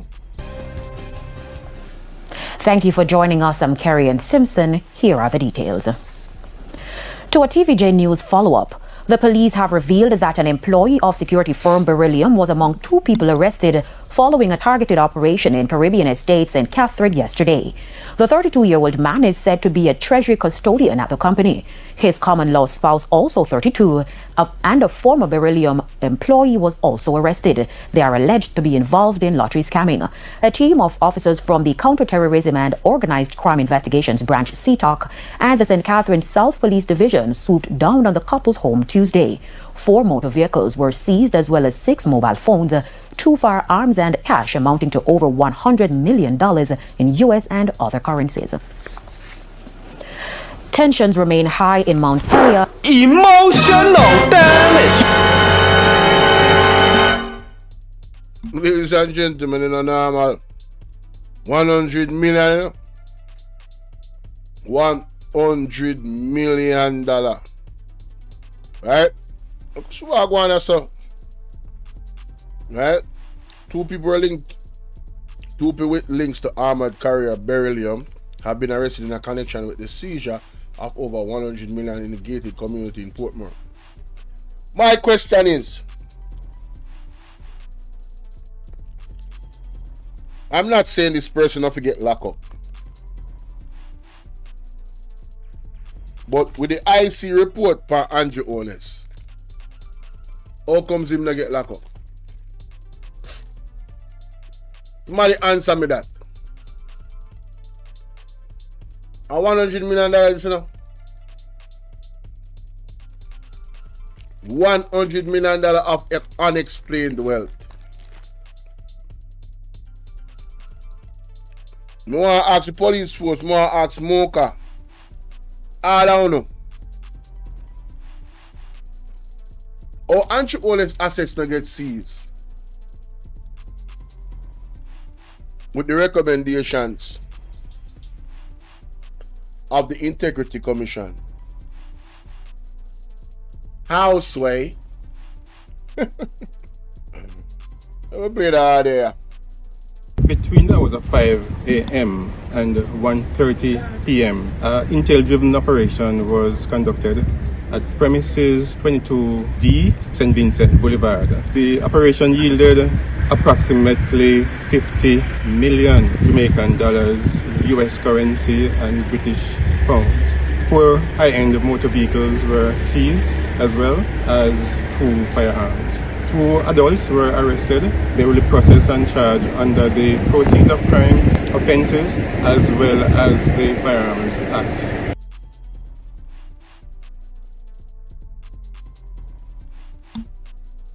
Beryllium has been dodged by a series of armed robberies of its cash in transit teams, with robberies making off with significant amount of cash. Now, if me have one company where Beryllium collect my cash, you know, me a fret, you know. After this, me a fret. Me can tell you that right now. I am worried about my money. Unless my money insure, I'm worried. It says the attacks often staged at automated banking machines have featured gun battles in major towns centered including Portmore, Mandeville and Negril. In the most recent case in July this year, the police cut down 4 men who attempted to pull off such a heist in Negril. Today's seizure in the Caribbean estate netted over 100 million. The sum includes more than 64 million Jamaican dollars and over 300,000 US and 11,000 pounds. The man them have currency, boy. Currency! Backside. Heads of the Jamaica Constabulary Force Counter-Terrorism and Organized Crime Investigation Branch, CTOC. Oh, I only did come for Peter Chambers. Rated. Assistant Commissioner of Police, ACP, Anthony McLaughlin says the couple will be charged with lottery scamming. Make we hear the next audio. These premises and these 2 individuals have been under the radar for quite a while, but as you know, we try to ensure that all the efforts are put in a very tight and professional investigations. No longer are we seeing where persons who are charged with lottery scamming activities or fraud are just doing that. They are always armed with firearms, so they are getting more violent. They're always more violent. So that is a very important thing when I say this. So the individuals them where quote unquote they say a chop, they not just chop. The violent part I come into play. So but one thing me want to say, a corrupt government cannot liberate the people. If the head of the stream is corrupt, the entire river will be also guilty. That nigga is guilty. And Jamaica. Take his microphone. Just a minute. Time come. Just a minute. Take his microphone. Usher him out. Usher him out. Usher him out. Yeah, man. No joke. ACP McLaughlin says investigation into the seizure will be carried out in collaboration with the Financial Investigations Division, the major organized crime and anti-corruption agency, and the U.S. Embassy. He notes there is a notable increase in lottery scammers using firearms. Well. Ladies and gentlemen, there you have it. There you have it. Beryllium is hot in the news again. Please, ladies and gentlemen, there's not much to say on this, to be honest with you. Jamaica, the whole system, it's like it breeds corruption. I don't even know what to say. It literally breeds corruption. So let me know what you think in the comment section, man. This is getting more common each and every day. The high levels of corruption here in Jamaica. So much millions of dollars in one house. Incredible. Boy, I tell you. What the hell? Oh my God, no way. Yes way. Yes way. On to the next. So we covered Everall Warmington.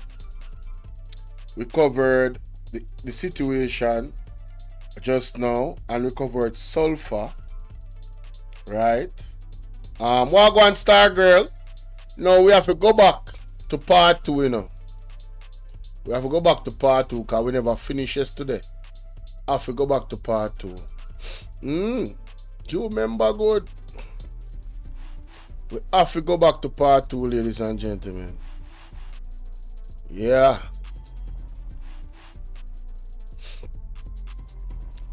So let me speed this up a bit. Ladies, it's your brother Bolo. V&R on the 2.0 platform. And this is part 2 of the reaction of the Integrity Commission that came to Parliament. So please I ask that if you appreciate the content, if you appreciate the efforts of me and this platform, the free way to support is to like and share the video immediately, right off the rip, coming straight through the gate.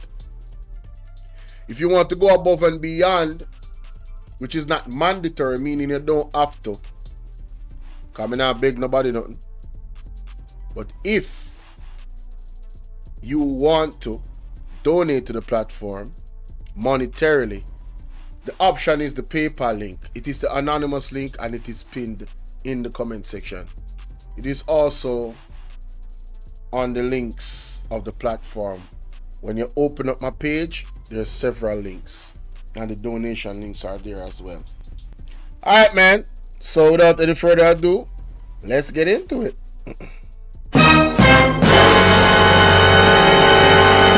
Oh Lord. I contend that, what's his name? Colonel Charles Julia truly embarrassed himself. I can't put it any other way. He exposed himself yesterday, and it seems as if, ladies and gentlemen, from the beginning of this one, that he did not hold back in continuing to do so. Alright, so he has made himself the main focus of this reaction because him run out. You feel what I say? So let's get it. Reached. There's no question about certification. So these are points that we have to look at down the road, and definitely is part of the consideration that the JC is seized with as we move forward.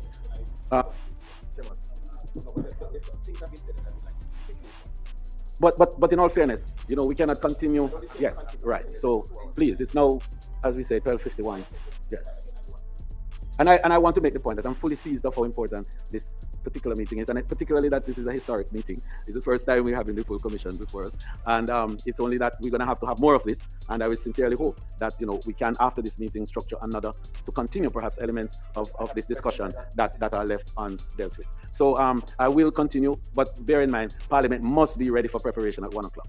There's absolutely no getting away from it, because we begin at 2 in the next session. So Member Charles, kindly wrap up, and then we have quickly from Member Malahoo Ford, and then.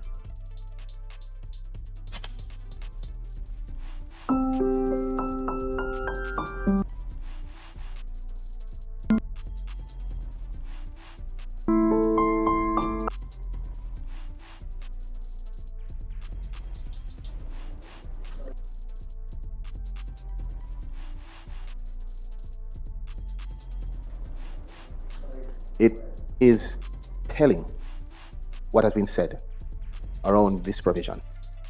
In my reading, I recall about strategic ambiguity, where persons can see something that is clear as unclear in order to foster debate, or what some call selective interpretation, where a clear statement or law can be seen as unclear if it doesn't align with the objective you seek.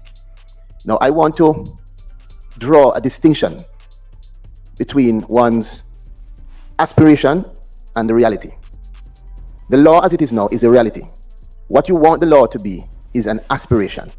And what I'm asking about is not your desire or aspiration. It is the reality of what is as it is right now.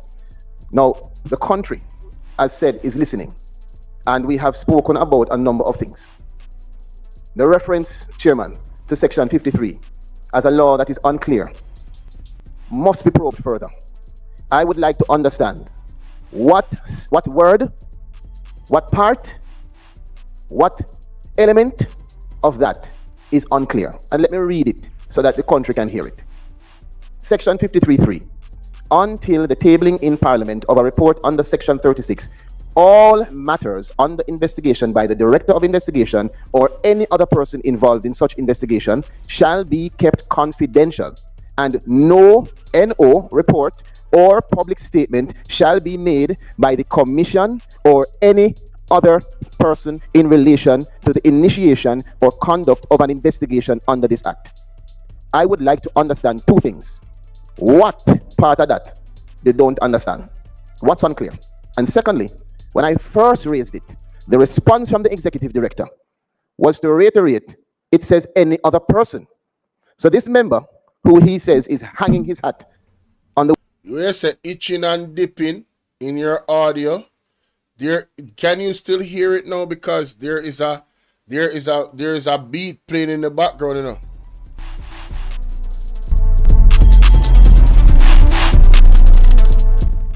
Maybe that's the beat you're hearing. Sharon, so confirm to me if that's the beat you're hearing. You understand? Please let me know quickly. Let me know quickly. Hey.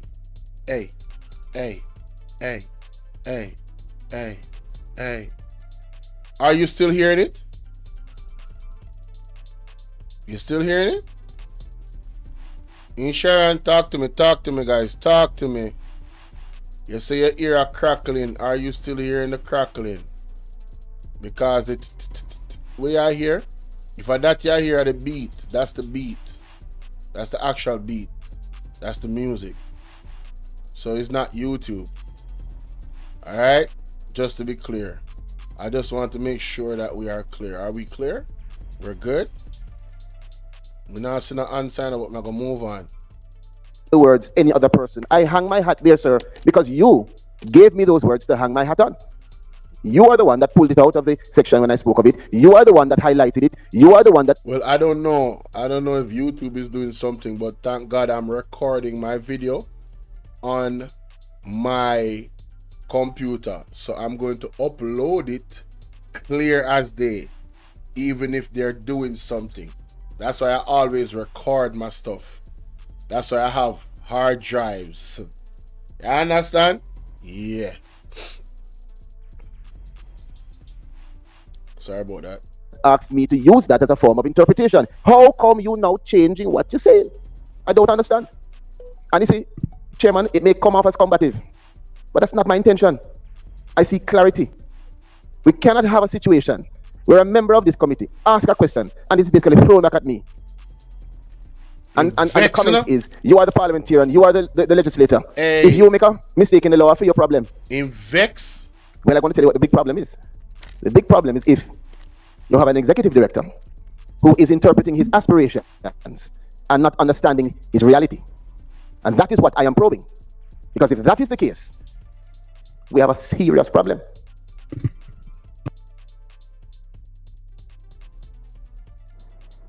I will leave it to the judge. I will leave it to the judge. I think we have been talking about this issue for a long time, and I think it's a very simple matter. And it was addressed by Member Falwell. When we look at interpretation of statutes, we'll have to make sense of them. Is it being suggested that if I am a declarant and I have been cleared, I cannot say that I have been cleared? As Member Falwell said, the whole purpose, and when we look at this section, it is my view that the purpose of this section is to protect the person who is being investigated. Nobody can say anything about him. But I cannot see when the person has been cleared or the investigation is discontinued. Hey, me don't know what go on still in the Aldiano. I don't know what go on still in, but if you notice the inconsistency, me go live the same time yesterday, you know. And me have 300 plus people in that chat. You see today? Come like the people them not getting no notification, bro. No notification. But you see, we are pressed on same way. Because we expect a fight. Because Pastor Peter Chambers don't tell me already. You understand what I say? But them can't go, them only are gonna make the channel greater. Them only are gonna make the support we get from the people them even greater. So the powers that be that allegedly might be doing something to try and stop this platform for whatever reason. You're fighting a losing battle. I can't tell you that right now. You're fighting a losing battle. Me not even pay no mind, cause everything that's happening, even though with the fight, man, I feel blessed. Bro, I feel blessed. I feel blessed. But what the elder is saying is what I was saying in my first reaction. I don't really see the provision as something. It is to protect the declarant.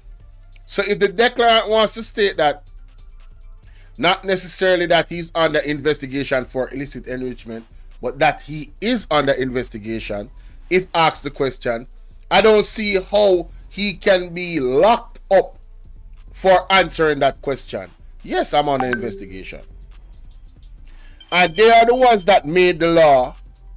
And now he wants clarity from the Integrity Commission of the law when they're the ones that made it. You see, it don't make sense. He's just exposing himself. He wants them to say something that is his own interpretation. And as a wise legislator, he just read what the thing says. He's not gonna give you say that is what it means. You understand what I say? So him get yeah, well if a person will tell the truth get demonized, true. Him just expose himself. Continued, and I have my declaration certified. It would be nonsensical in my view to have such a conclusion. You see, like I say, it is nonsensical in his view to have a conclusion. It is the music in the background making the itching. Them don't know, man. It have a look. Yeah, it is the music. Me know say the music. Me know say the music.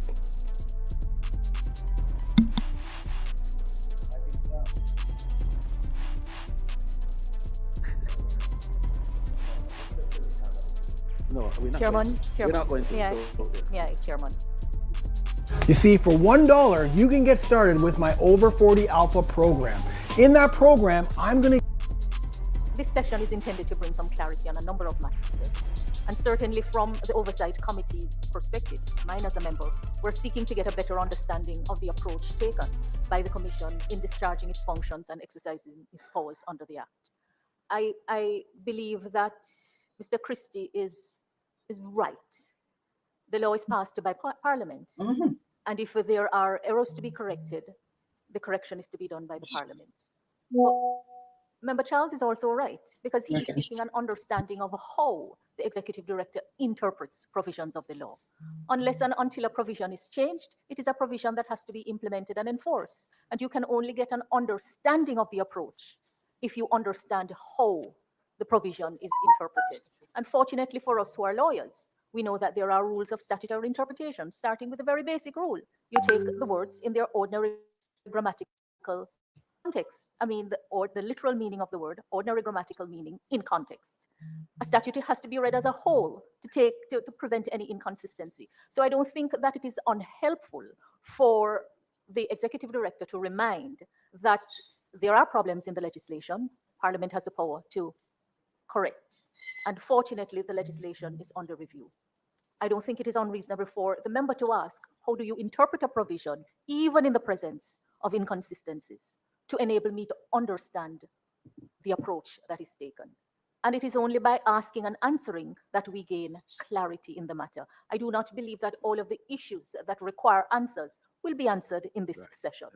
I do not believe that all the matters that require clarification or that need to be addressed to ensure that we have an effective system in place will be addressed in this session. So I too look forward to other sessions. In the meantime, I really just want to ask the Commission to consider a matter that has to do with the burden of compliance. A number of declarants, many of which are not in the parliamentarian class, have spoken to me because of my role as the Minister of Legal Affairs in respect of the burden of compliance with the legislation. And it is my understanding that where there are omissions in a statutory declaration, the Commission asks the declarant to resubmit the entire statutory declaration. I don't know if that is correct. Is that so? That the entire declaration for the period has to be resubmitted? Just a yes or no. I'm happy to hear that. No. I'm so happy to hear that, because I would then suggest that an omission can really be corrected by way of an addendum to the declaration for the particular year to reduce the burden of compliance and to ensure that compliance is done in a timely way. So I'm very happy to hear. So those who have omissions in their statutory declaration can, on communication with the Commission, make the corrections by way of addendum as appropriate. As appropriate. But could you repeat, please? Thank you. I understand that each declarant's matter will be subject to the particular assessment that is done between the Commission or the respective director or wherever it is being assessed. But as a general rule, it is my understanding that omissions can be corrected by way of addendum, additional information, without the need to resubmit the entire statutory declaration for the period under consideration. All right, thank you very much. As it concerns the issue of omissions, it's not as straightforward as you have put it, committee, because what? It all depends on frequency. You have persons who each year. Why should I make the man answer? You see what the issue? Right here, so hold on the class prefix. You see what the issue right here, so to me? To me, their questions are surrounding the main man, Andrew Honest. So, I feel like say, this is just my opinion. I feel like say the question when them ask them, have to tie them up into a situation in a court case with Andrew Honest. So they want certain specific answers to certain things. But it's not that simple. It's not that simple. Class prefect said, Bolo, the thing is JLP don't really understand the IC law because it is the baby of Mark Golding. Just PMP lost in 2016 before it was passed. The JLP is not knowing it would have them by the balls. Hey, you're absolutely right in a class prefect, you know what I'm saying? They have omissions. We're not going to ask them. Let me hear what the brother say again. Listen to the Ryan Campbell Wagwan, bro. All right, thank you very much. As as it concerns the issue of omissions, it's not as straightforward as I you realize have that. put it, committee, because it all depends on frequency. You have persons who each year they have omissions. We're not going to ask them to resubmit. We may put it to the commission. No, That those matters be escalated. I'm not talking However, about complex matters. I'm really yes, talking about a the straightforward, simplest, simple. straightforward omissions. Yes. That the omissions may run more than 1 year, of course, but they are straightforward matters. Yes, indeed. Very well. Yes, they can. I will have to double check though on one particular matter, because remember, you're required to sign in front of a JP to attest to the signature. I mean, the additional matter would have to be certified. Correct, Right. correct. So it would have to be certified also using the similar language. So yes, it's something that can be done once we can get the JP signing off. But most persons will opt, based on our examination so far, to submit the entire thing, because I can tell you, based on our examination, there are a lot of omissions right across the declaration. Right. So it makes sense most times for them to get it completed and resubmit. But for simple one-pager, it has happened in the past and it's allowed. Chairman, my last comment. When we communicate, Each member will be allowed one last comment. Because we will have other sessions. We have to have other sessions. I will, There are a number I of will matters yield to here those who have that not I asked have, their which we question. have not been able to raise as yet, which relates to the actual performance and some of the issues, particularly your EDS program for the declaration. That's very important, the electronic declaration arrangement, and a number of other such matters operationally that we want to raise with you and have clarification on. So we will have to ask you to come back. But we are constrained.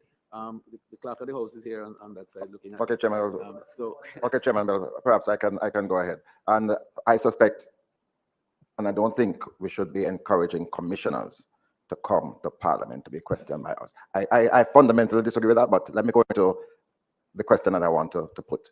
And it's going back to what I believe our role is. I want to go back to public education, because prevention is better than cure. And having been subjected to some of the lectures by the commission, I want to recommend, Chairman, from this committee, that all civil servants who are within the framework of the law, that they be mandated. Now, that is what we can mandate. Some education by the commission. And in that regard, to recommend that the commission revisit its staffing for public education, and that we will approve any such budget that comes to us for the expansion of that staffing.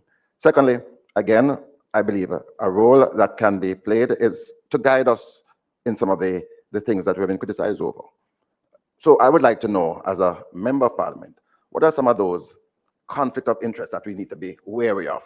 What are some of those functions that you perform in your private avocation that might run afoul of the law? And certainly, when we become government, what can a cabinet minister do and otherwise? I think those are important functions. Yo, that is an excellent question. I can't wait to hear the answer to this. Of course, prime ministers are being questioned about what they do now, much less me. And thirdly, I would like to know, Chairman, in your very first paragraph, you raised an ethics issue. I'd just like to know if you have received a response from the speakers yet.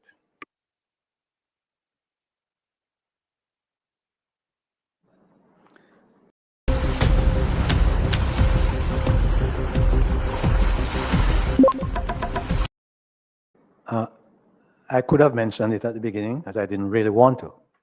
No, the speaker has not even acknowledged receipt of the letter. And regrettably, there are some patterns of behavior that trickle down, it seems, because I've written twice to the financial secretary, who has not even acknowledged the letter either, on either occasion. So I don't know if it is a pattern not to respond to me or the commission. I rather think not, Chairman. I happen to know of one of the circumstances, and I think that you will be responded to, I'm sure, in due course. A little patience sometimes works, Chairman. Oh, I have learned in life. But hey, I say the director of the Integrity Commission, the man a beat and teach him, you know? You hear the man say? The speaker of the house, he doesn't know if it's a pattern. A Juliet always man put up our picture. Juliet always get radam. Juliet always get called to the carpet. What a bangarang. Juliet.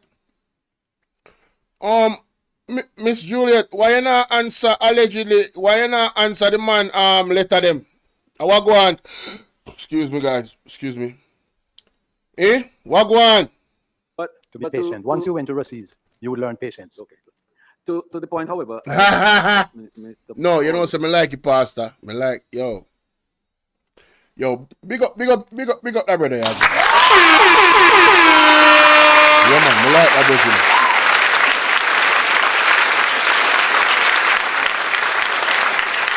Man say, I don't know if it's a pattern. I don't know if it's a pattern or nothing about, you know. So I go on. So remember Paulwell's comment with regards to the presence of the commissioners. I think that it is important requirement that we meet and exchange ideas from time to time.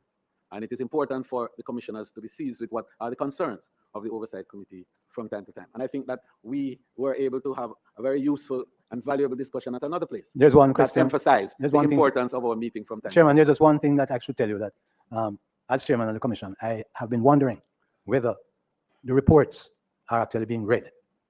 No, the reports are being read. Well, we're doing better than that. A healthy business starts with happy employees. As an HR leader, you need to know how they really feel. How do you do that? You ask them for their feedback. Dare to ask.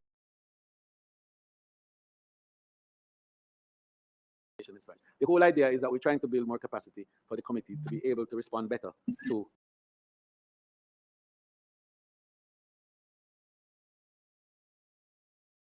As an HR leader, you need to know how they really feel. How do you do that? You ask them for their feedback. Dare to ask the questions that matter at surveymonkey.com/employee-love. 223, and all that information is fine. The whole idea is that we're trying to build more capacity for the committee to be able to respond better to the reports that you're sending and to be able to work with you to enable the compliance that we're about. And this is why the element of Member Paulwell's comments that I find favor with is the whole business of escalating the support for declarants to be able to comply timely and appropriately. And I think that one of the big responsibilities to enable compliance is for us to establish a department, perhaps even, that offers support. Because several of the declarants are ignorant of most of the accounting principles and so on, which guide how this very voluminous document called the declaration form are structured. And several sometimes are in trepidation trying to fill it out, especially because of the legal implication of each page having to be signed by you and notarized. So it's a legal document. And so and a number of persons have come into public life, you know, with limited knowledge of these things and guided by, and it does, because there's no glory in prosecution. There's glory in compliance. We would be happy to report that we have 100% compliance. Right? We would be happy if we all made the declaration form just two pages. My final comment, Chairman. Even as I look forward to further engagements, I'm coming away from this meeting reinforcing the view that I had when this act was presented to the Parliament. Those who would recall, I expressed the view that the law needed to be completely rewritten, that the model needed to be rethought, and I am of that solid view that the law needs to be completely rewritten and that the model needs to be rethought. And that is what I'm going to take away from this meeting with a recommendation for implementation. So between yourself and the member to my right, who have to my left with responsibility, please take note. The work needs to be accelerated. 20 years time. We take note of that final comment. Member Charles, I see. 20 years time. Thank you, Chair. Wait, so hold on. At 20 years time before you can rewrite? Backside. She not go there. She not go in politics again. I'm sure. All of them supposed to out and couple of them supposed to be at prison. Some of them might have tried run away. Gotta go judge some of them. You know, who knows? All type of 20 years. Mighty God. What I take away doesn't accord with what I take away is that we need to be clear on the difference between recommendations and reality. That's my taking. I have read the recommendations that have been proposed by the IC, some of which I think are prudent, some of which I don't agree with. But we will have an opportunity, I hope, to go through that. But the nation needs to understand that we are now governed by the law as it is. And that should be the subject of our operation. You know, in the opening remarks, and I go back to Chairman Panton. And I this dude, man. he is someone who, as a law student, This dude, bro, he is salty. Yo, you know when you throw your corner, you never corner fall. He is salty. He is salty. You have no choice but to look up to. As a young attorney, we're not young anymore, in it, 20 years now. He is someone that you see as judicious, a man of God. And he made reference to some of us perhaps visiting him on Sunday. I go to church on Saturday, but I have no hesitation in still joining the chair. But you know, as we close, it is our Almighty that said to us and reminded us that simply calling him Lord and acknowledging him won't be enough to secure a place in heaven. What truly matters is doing the will of God and living that life aligned to his teaching and values. Not everything that is said and done will accord because it is said and done. Chairman, these are serious matters. I want to thank the commissioners, Justice Hibbert, great respect, and others for coming before us, Mr. Crawford, Mr. Powell, and the members. And I want to assure them and hope that they leave understanding that my probing is not meant in any disrespect. It is meant for me to carry out my function. Hey, it's my birthday. No bullshit, bro. Continue to have probing discussions so that the country that we serve will benefit. The last thing I'd say, Chairman, is that it is troubling to me, the response to the questions around particular clauses in this legislation. It's troubling because basic interpretation follows rules and principles of law. We have an Interpretation Act, and we have different ways to interpret literally, etc. going down, as has been said as also by Member Malabu Ford. Either the inability or the decision not to see that clearly causes me a lot of concern. And I do think that we will have to have some discussions further around what is now current reality and how we're treating this reality before we even speak about what recommendations and aspirations should be. Thank you, Chairman. Here's the big secret about women. We want you to flirt with us. We even want you to get... Thank you, member. We have two final brief comments, and then we'll just ask for the chairman to do his summation on this side, and then we break. Member Robinson and Member Chuck. Thank you, Chairman. I don't really want to stop every minute, you know. Class prefect, I was going to say that exact same thing when you point out. He man have a nerve. Fear school he passed about the Bible. When he must support a man, we have 28 account. When he must stand behind a man, we have so much red flag of possible, alleged money laundering, alleged tax invasion, all of these things, big old red flag. And him come to brother. Yo, I'm glad same done. Final question is probably more directed to the chairman. There is a recommendation specific to the Ministry of Agriculture and Fisheries. I don't know if it is still named so, on a particular investigative report. And I'm just going to read what the recommendation says. The Ministry of Agriculture and Fisheries to discontinue with immediate effect the current discriminatory process used to applicants on the basis of prior importation history. The ministry to develop a formal policy that will ensure transparency and accountability in the receipt and processing of applications, as well as the merit and integrity in the issuance of permits and licenses for the importation of all animal products. The Ministry of Agriculture and Fisheries, and by extension the government of Jamaica, to develop the necessary administrative structures that will facilitate an equitable process for all applicants who apply for permits for the importation of chicken products. This was from the summary presented to us, and I would just ask the chairman if you can follow to find out whether these recommendations have been implemented by the ministry. And by chairman, as the chairman of this committee, I believe you would be the appropriately placed to do so.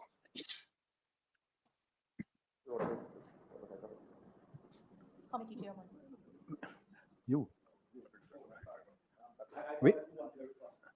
No, you are giving Member Chuck an opportunity to speak. Yes, and then I respond. No, a few things.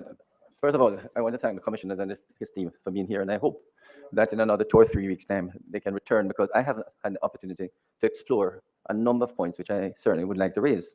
certainly I want to know, when hopefully you all return, what is the basis or the relevance of asking members of parliament who were elected in 2020 about matters 20, 30 years before, decades before, including, for instance, the purchased car in the 90s or a couple of decades before. Who purchased car in the 90s? Who purchased car in the 90s? I found my own speaker of attack. He brought the one in the glasses. Whoa!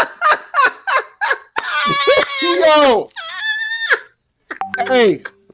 I asked funny, honey. I don't know. But that she come to my mind a while ago. Oh my God, that is funny. Hey, class prefect, wisdom warriors, deep divers. I know say all I want to support me, you know, from all of these different areas, you know.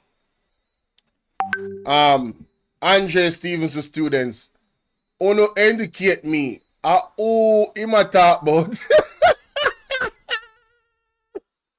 From in the 90s. Where did they get the money to purchase the vehicle? What is the source of the fund? And there are several similar matters like that. Oh, so you're one of them who don't want to declare your assets them too. Because the vehicle they purchased in the 90s, you're not supposed to have a receipt to tell you how you buy a vehicle. So you can just have $1 trillion building. But because you did purchase it 20 years ago, you're not supposed to declare your assets them and tell you how you get the money. So time passed, that means you don't have to declare it. Oh, I saw you pray. You want that? You know what? Let me continue.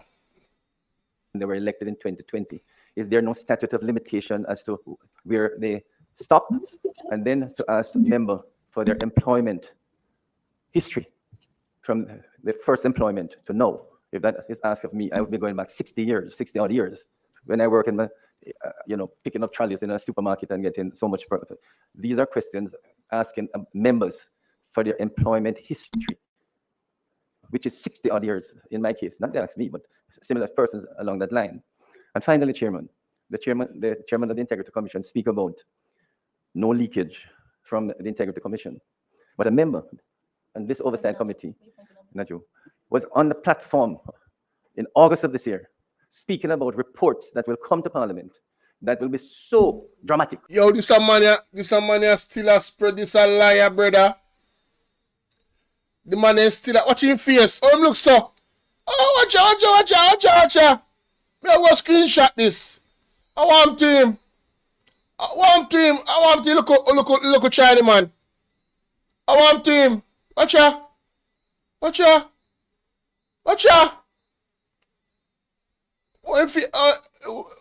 Oh, if face look so. Hold on there. I want him. I want him name. Delroy Chuck. I want him name. I am named Delroy Chuck. Oh, your face looks so dark. I am named Delroy Chuck. I'm not Orange Chuck. Orange Chuck this.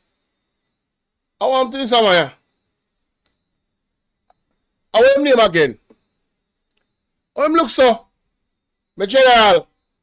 Oh, your face look. May I screenshot this? You don't look good, bro. You look stressed, bro. You look vexed. Oh, I'm team. Delroy Chuck. Oh, him face looks so.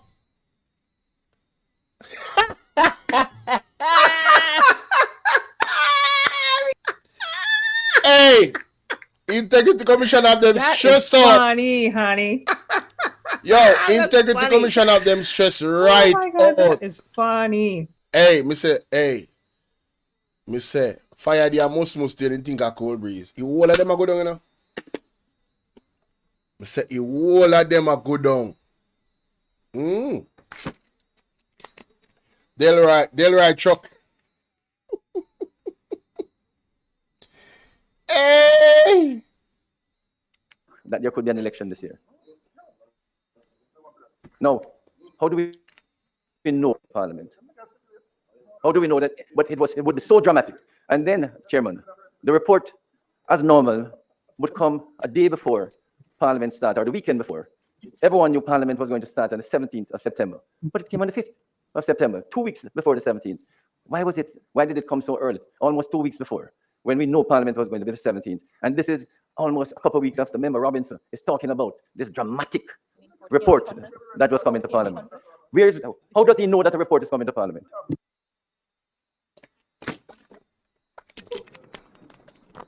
Mr. In stress. Yes, the question of there were two questions. In stress One about right out. the question of the report being sent to Parliament at a certain time. And what was the other question? Oh, the subject. Yes, in relation to the questions being asked of declarants. What I would like, Chairman, is for specific instances to be presented so that they can be dealt with. Specific instances, the name of the declarant and the questions asked, so that the Director of Information can deal with it. The second one, Chairman, you will recall that we were initially invited to attend a sitting here on the 11th of June, 11th of September. Here it is now. If members recall that, then they would not be thinking that we knew. Helen Hadsell was able to win any competition she took part in. She was known as the contest queen because she had won. That there was going to be no sitting of Parliament until the 17th. And the fact of the matter is that we send reports as soon as they have been received and completed process. We send the reports and they are usually timed to coincide with a sitting. And our understanding was that there was to be Parliament during that week of the 11th of September. And subsequent events, which we have no control over, resulted in the cancellation. That was the date for the nomination in wherever it was. Chairman, respectfully, I have to give some guidance in that regard. And unfortunately, your account doesn't comport fully with my understanding of what transpired in the period. I recall that we wrote to you inviting the commissioners for a meeting on the 11th. That had nothing to do with the calendar activities or the plan for the meeting of Parliament.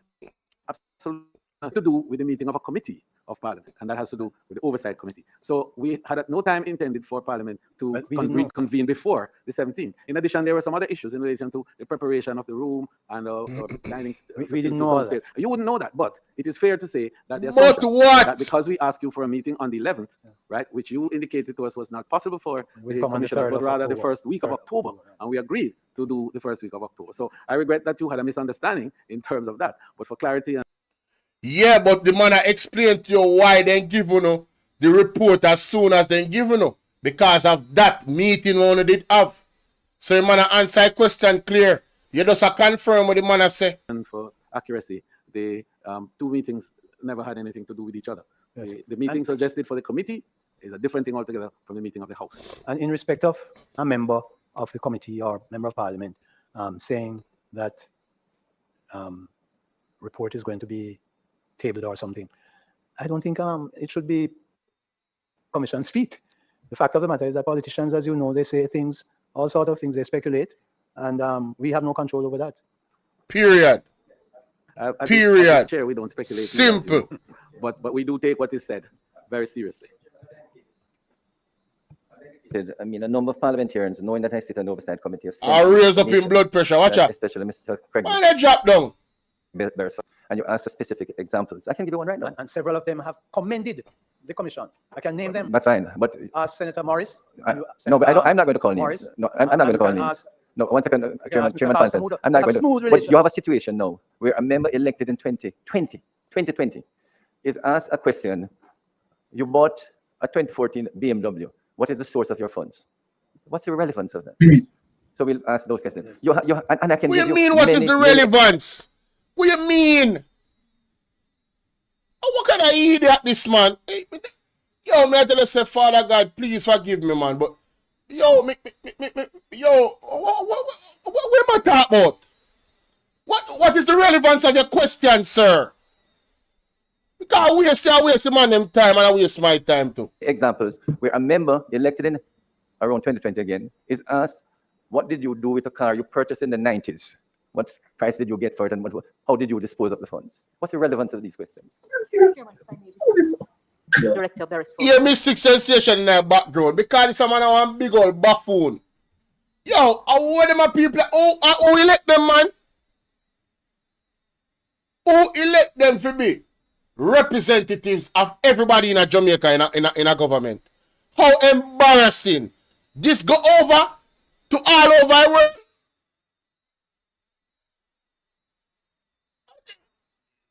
All me area so is friend thing. I try to defend for them people. That is a narrative I try to create, you know. Brother, it no matter when you have your asset or what asset you have, you better can declare it. You understand? If you ain't got paperwork, it ain't yours. That's like saying to a police officer, say, officer, you know, so I don't have no papers because I buy the car in a 1994. I don't have no papers for it, you know. So I can just drive around without the papers them because I don't have no paper because in 1994 I buy it and today are 2024 January or October. What kind of big old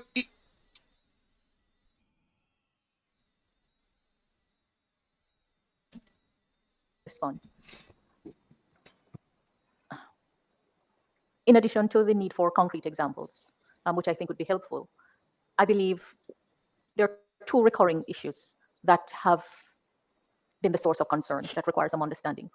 What is the understanding of the IC's remit in relation to matters before the law came into effect? That is one. So the law has a start date, and how far back do you reach under the Act, which had a start date? And relates to inquiries into assets and liabilities before the declarant became a declarant. I said two, but there's also a third one, materiality and the principle of de minimis. And that is of particular importance against the cost, the administrative cost of pursuing something given its materiality. And I know materiality has to be looked at in context, but across numerous declarants, not limited to members of the political directorate, the recurring questions occur. What is the Commission's understanding of its remit in relation to matters before the law came into effect and in relation to matters before a declarant was a declarant, and materiality?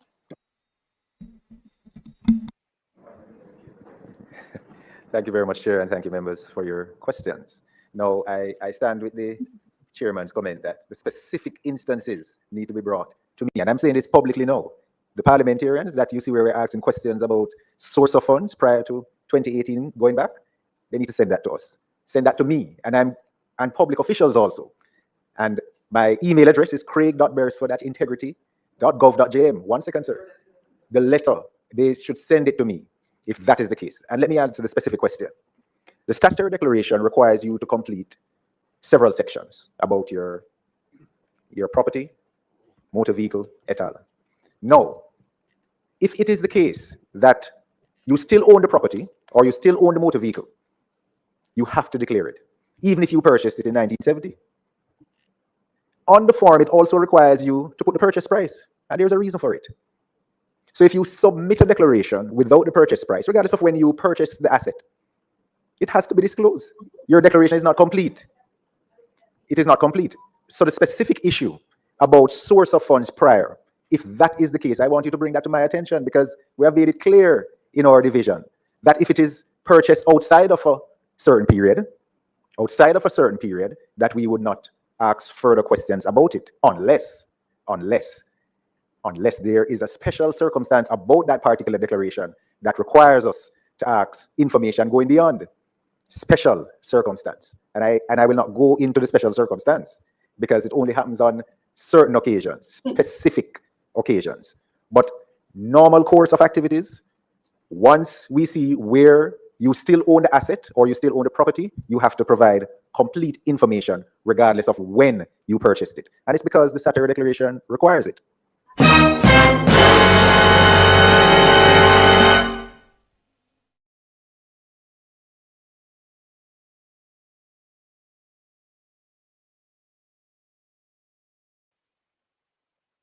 Clarify the point. Insofar as a section of the declaration requires... We just not tell Del Right Chuck to go sit down. Sorry about that. Me did it on mute.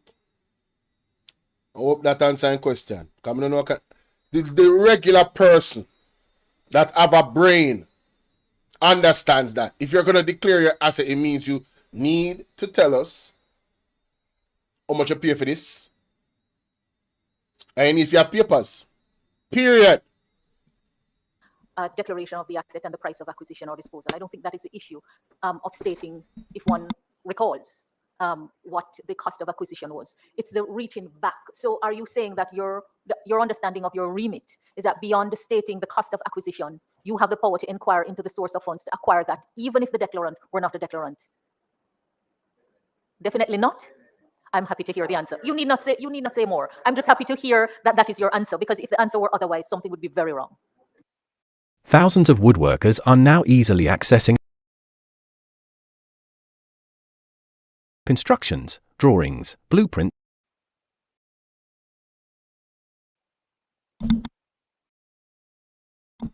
I don't like how them don't want the man them answer the question and give explanation. Them just want to like create a narrative. Because them a liar and them know. Lord, the man talk. To know. I just want to make this clear. Yeah, man, make it clear, my boss. Make it clear, my boss. Yes. Indeed. Yeah. Yes. So once you were a declarant, special circumstances, we may ask questions. But what we do specifically is that we look at each declaration when you procure the asset, liability, if it's income to be declared, we ask for supporting documents once we're reviewing those statutory declarations, as a matter of course.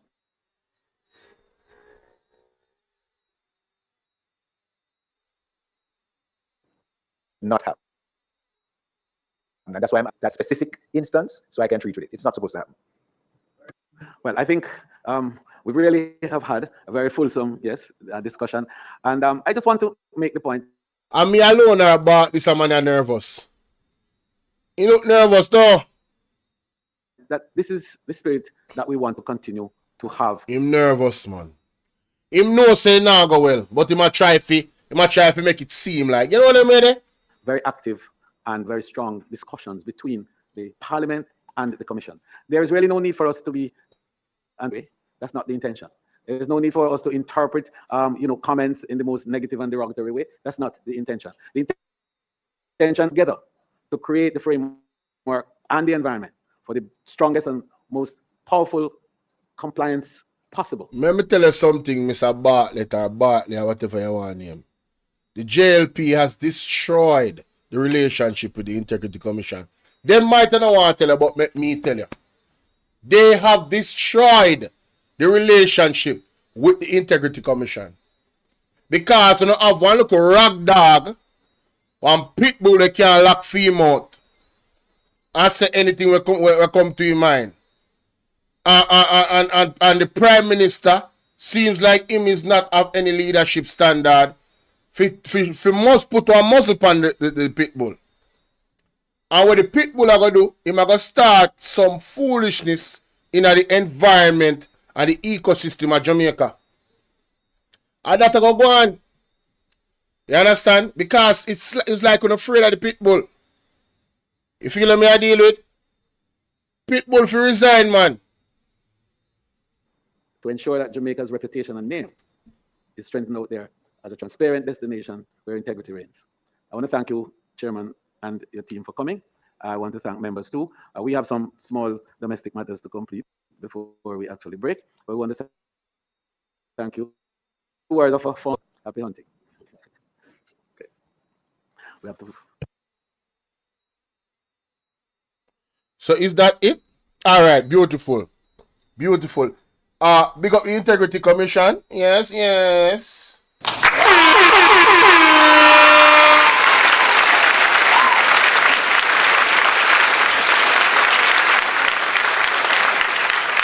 Big up the Integrity Commission.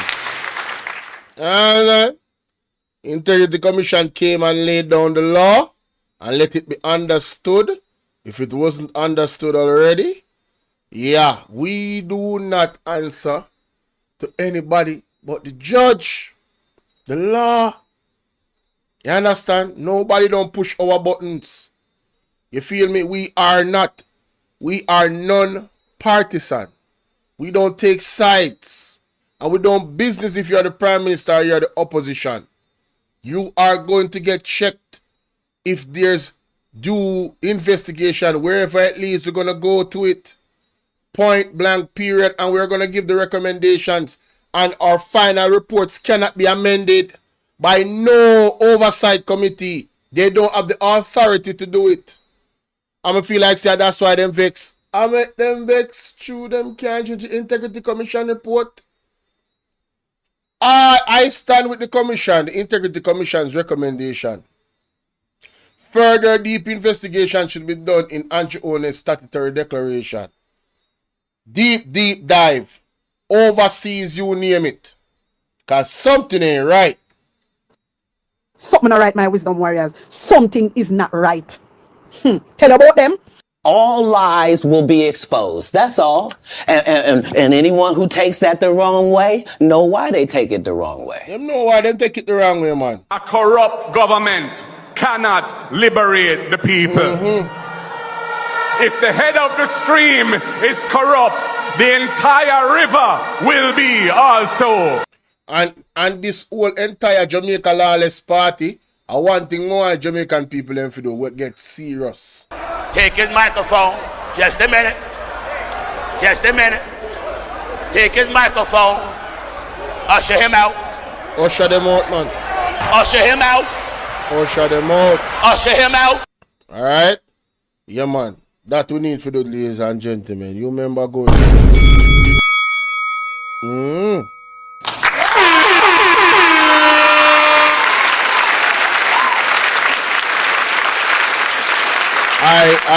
I would invite anybody that wants to call in.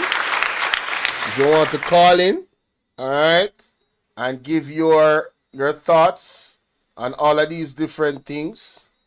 The number is 1-876-451-6535. If you've been following the story, what you think about the visit that the Integrity Commission gave? That was part 2 that I just did. Final conclusion. I did part 1 last night. Part 2 wasn't as spicy, but still, I saw Delroy Chuck try to jump out the window and call me upon WhatsApp to people. WhatsApp if you call me upon. WhatsApp them on the computer. Zine, yeah man, him when I get spicy. You understand? But, then quickly shut him down with relative ease. With relative ease. Because wait a second, what are you saying? It's quite understood that you have to tell the people where you purchase. You have to have a receipt them. Where did you get? What was the source of funds? Where did you work? When me I go get one when me I go apply for one job, so you have to give them a long history. How you work and the longer the history is the better for you because you show them your experience. You feel me? I deal with your work there, sauce this, you work there, sauce that. You was there so for this time, and them can look on you and say, well, this person is somebody who can be an asset to the company because as you can see, look at the reasons you was here and then you moved there, and you can link back the employer and say, so tell me about Bolo, how you go. You feel me? I deal with? Yes, so good stuff. And I'm just going to leave it right there, so ladies and gentlemen. I don't know what's going on tonight, but my people, who usually is here, they don't rock with me no more. No, I'm playing. Yeah, I'm playing. My people that's usually here, I don't see them, man. Y'all don't rock with me no more, man. Y'all just, threw me away. You feel me? But it's all good. I ain't gonna say nothing. I ain't gonna say nothing. I'm just gonna be thankful for the people that I see in my chat. And shout out to the 100 people that subbed up. Lord have mercy. Shout out to the 100 people that subbed up from last night to tonight. You know what I'm saying? Like, that's crazy. Shout out to Talk Your Mind TV. Oh, start 8 minutes ago. The people have not get my notification. Them. If Talk Your Mind TV start film live 8 minutes ago. No, sorry, people have not get my notification. I'm convinced. I'm convinced. I'm convinced. Guys, if you're not getting my notifications, which I believe you are not, I think I'll have to do a whole video about this and put it separately. Let me do it right now. Let me record this video and do it right now. Big man thing, God, this is ridiculous. This is absolutely ridiculous. Yeah, this is absolutely ridiculous. May I tell you, say, them not get my notification, man. Them not getting it. I don't know why, but they're not getting it. All these new subs, come on, man. Ain't no way, bro. Ain't no way. Ain't no way. All right. Where's my camera? Oh, there's my camera. Wanna give me 1 second there. I want to share this with you before we do that. Something on probably never pre. Yeah, something on probably never pre. That video. Yeah, more share that video. That video important. Had your whole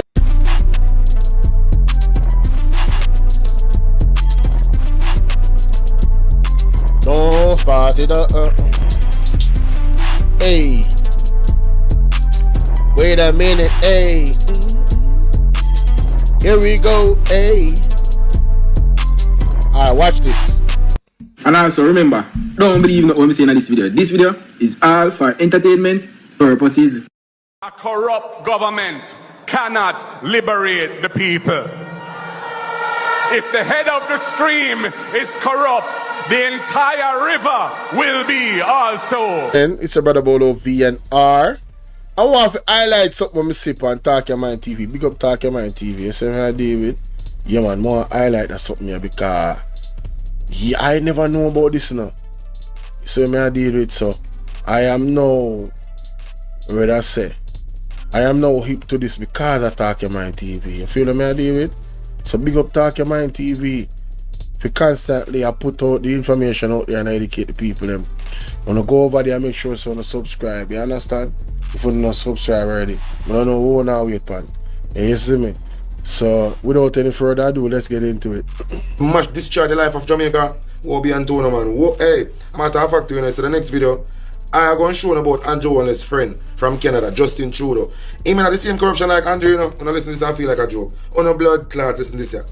Much everyone for being here. As you know, the House of Commons is paralyzed today, again, I think for the 7th day, after Justin Trudeau refused the Speaker's order to hand over evidence to the police in a $400 million scandal.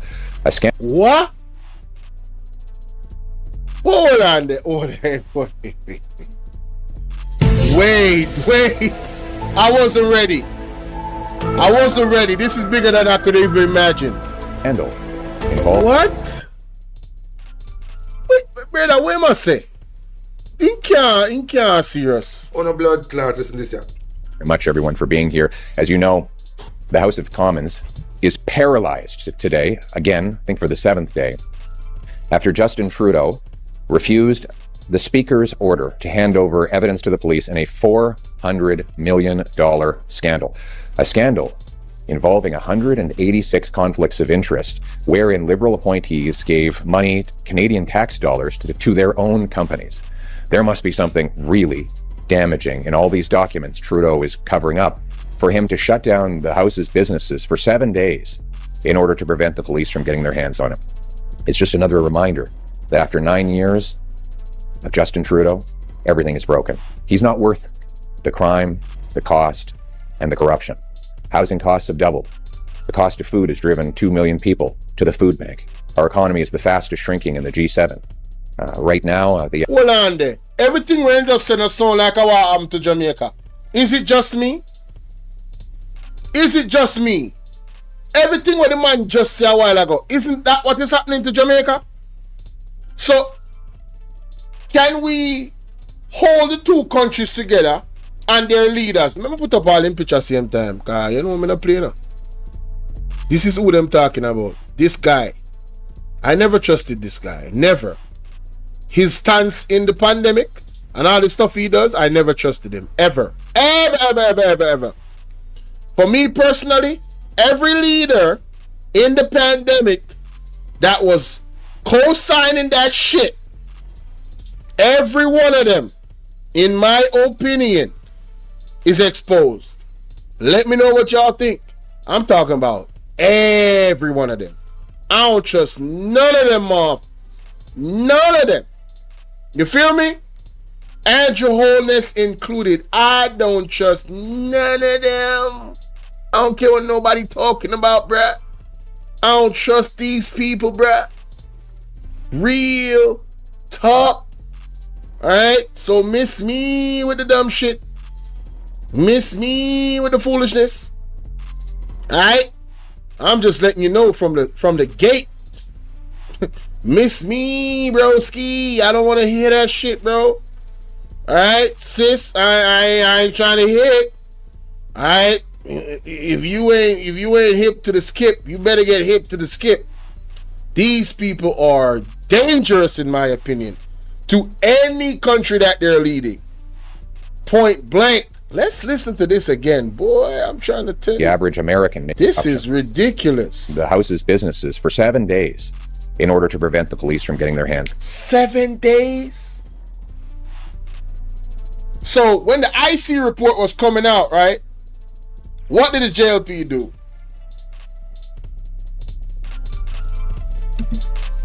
What did they do? Can somebody tell me? First of all, Mouthpiece came out, tried to get ahead of the narrative. That's the first thing that happened. The other thing that happened is we expected the Integrity Commission report to be read the same week. It didn't. It was read the other week. Delays. Listen to what the man's saying.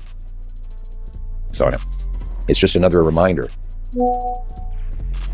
Is a banana a metabolism booster or a killer? I just heard the truth from this guy and my mind was blown. This is a metabolism killer. This is a metabolism killer. And even this is a metabolism killer. The sad reality is most people eat these foods every single day and wonder why they can't lose weight. The best way to burn fat and get shredded is not keto, paleo, it's not carnivore, it's not vegan, and it's definitely not super intense exercises like this. That ain't how you lose weight. Cardio burns fat, right? No. Cardio actually burns calories, usually in the form of carbs in the bloodstream that are then replaced with the very next meal that you do eat and stored as more fat. This is why even when you eat low-calorie foods or you run for an hour a day, you get softer, but you don't actually lose any weight. And this is one of the biggest reasons why most weight loss attempts fail within the first 3 weeks. The truth is that Hollywood's elite actors and actresses, they can get super ripped because they followed a long ignored technique that was used for generations of bodybuilders and athletes before steroids were even popular. So what's their approach? Well, they ruthlessly cut through the fluff because they have zero time to waste because their next film role is starting in just a few weeks, and so they can't waste time on the wrong program. I cut out carbs, sugar. It was just not sustainable. Boom, I gained it back so fast. This time I feel like I've done it the healthy way. I've lost 30 pounds. Just do it. Just do it. You won't regret it. You're gonna see it. Sorry, guys. That after 9 years of Justin Trudeau, everything is broken. He's not worth the crime, the cost, and the corruption. Housing costs have doubled. The cost of food has driven 2 million people to the food bank. So, the economy, isn't our economy contracting? Isn't everything gone up, ladies and gentlemen? Does it sound familiar? Hundreds of millions of dollars shifting through bank accounts, looking kind of funny. Now our prime minister wants the Supreme Court to make it null and void. Get rid of the IC report. The FSC investigation. Who is now the Minister of Finance? We talked about this the other day. Who is now the Minister of Finance? What a bangarang. So you guys see the optics of this whole thing? Do you guys see how the movements of these two shady individuals are aligned? And do you see how the Canadian public is looking at their shady individual? Much like the well-thinking Jamaicans like myself and others that is looking at Andrew Holness in a shady, looking at him like he a shady moth. Right? And people want to make it seem like, oh, we the ones, something wrong with us. Man, listen to this, boy. I'm trying to tell you, this is wild, bro. These gave money, Canadian tax dollars, to their own companies. There must be something really damaging in all these documents Trudeau is covering up for him to shut down the House's businesses for 7 days in order to prevent the police from getting their hands on him. It's just another reminder that after 9 years of Justin Trudeau, everything is broken. He's not worth the crime, the cost. Oh, and Justin Trudeau been in power for 9 years, and Andrew Holness been in power for 8? Bro. Yo, the parallels are too much.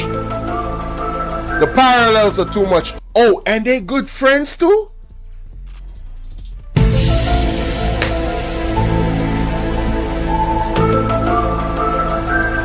Man, oh man. Cost and the corruption. Housing costs have doubled. The cost of food is... Yes. Let me play it back for you. He did say 7 days. Listen to this. Paralyzed today, again, I think for the 7th day, after Justin Trudeau refused the Speaker's order to hand over evidence to the police in a $400 million scandal. A scandal involving 186 conflicts of interest, wherein Liberal appointees gave money, Canadian tax dollars, to their own companies. There must be something really damaging in all these documents Trudeau is covering up for him to shut down the House's businesses for 7 days in order to prevent the police from getting their hands on him. It's just another reminder that after 9 years of Justin Trudeau, everything is broken. He's not worth the crime, the cost, and the corruption. Housing costs have doubled. The cost of food has driven 2 million people to the food bank. Our economy is the fastest shrinking in the G7. Right now, the average American makes 50% more than the average Canadian, the worst gap between our two countries in Canadian history. Food price inflation has been 36% higher in Canada than in the US, something that the food professor Sylvain Charlebois attributes directly to the carbon tax, which, and there the news gets even worse, Trudeau wants to quadruple to 61 cents a litre, which will grind our economy to a halt. Factories won't get their parts, grocery stores won't get their food, workers won't get their paychecks. It will be like a nuclear winter for our economy if this quadrupling carbon tax goes ahead. And that's why common sense conservatives will axe the tax, build the homes, fix the budget, and stop the crime after the carbon tax election. But worse than anything else is what we see in our streets today. What has happened to our country? The division, the violence, the hate, the danger, the anti-Semitism. Man, I really gotta stop it there. What has the Jamaica Labour Party members been doing? The type of statements they have been making, isn't it causing a division and a conflict? In your opinion, let me know what y'all think. Is the statements that the members of the Jamaica Labour Party been making, has it been enforcing the word is love and peace? When somebody says take it to the streets, when the next person says, oh, these two media houses took down Edward Siaga, took down Bruce Golden, and now they're trying to take down Andrew Holness. Isn't those statements that could incite violence among their core base? You see the parallels with this man, Andrew Holness, and his friend? And what's actually this man is outlining that's actually happening in Canada? Do you guys see it? I really want to know. Am I tripping? Somebody answer me. Talk to me, man. That we've never seen before in this country. Ain't no way. Now, it's easy to blame the firebombing of synagogues, the hateful genocidal protests, protest chants in front of Jewish businesses, homes, and hospitals as simply a reaction to a conflict in the Middle East. Doesn't make sense. In my opinion, some of these leaders have been enforcing lawlessness.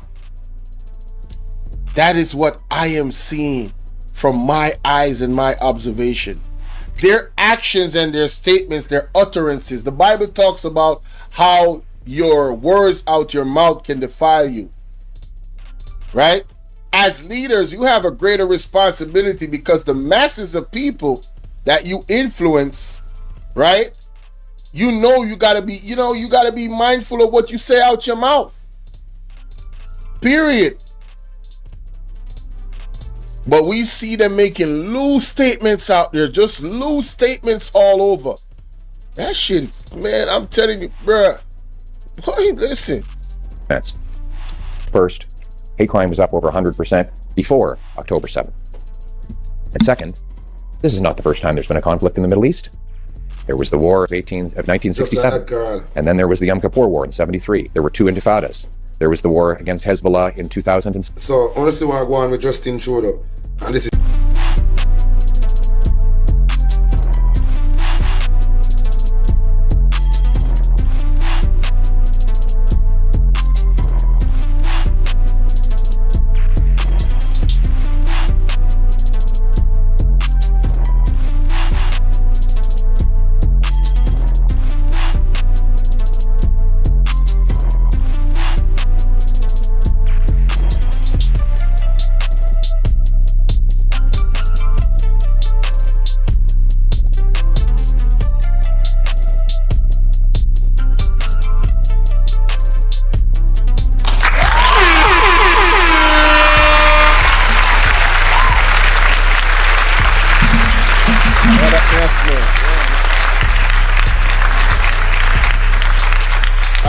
the people.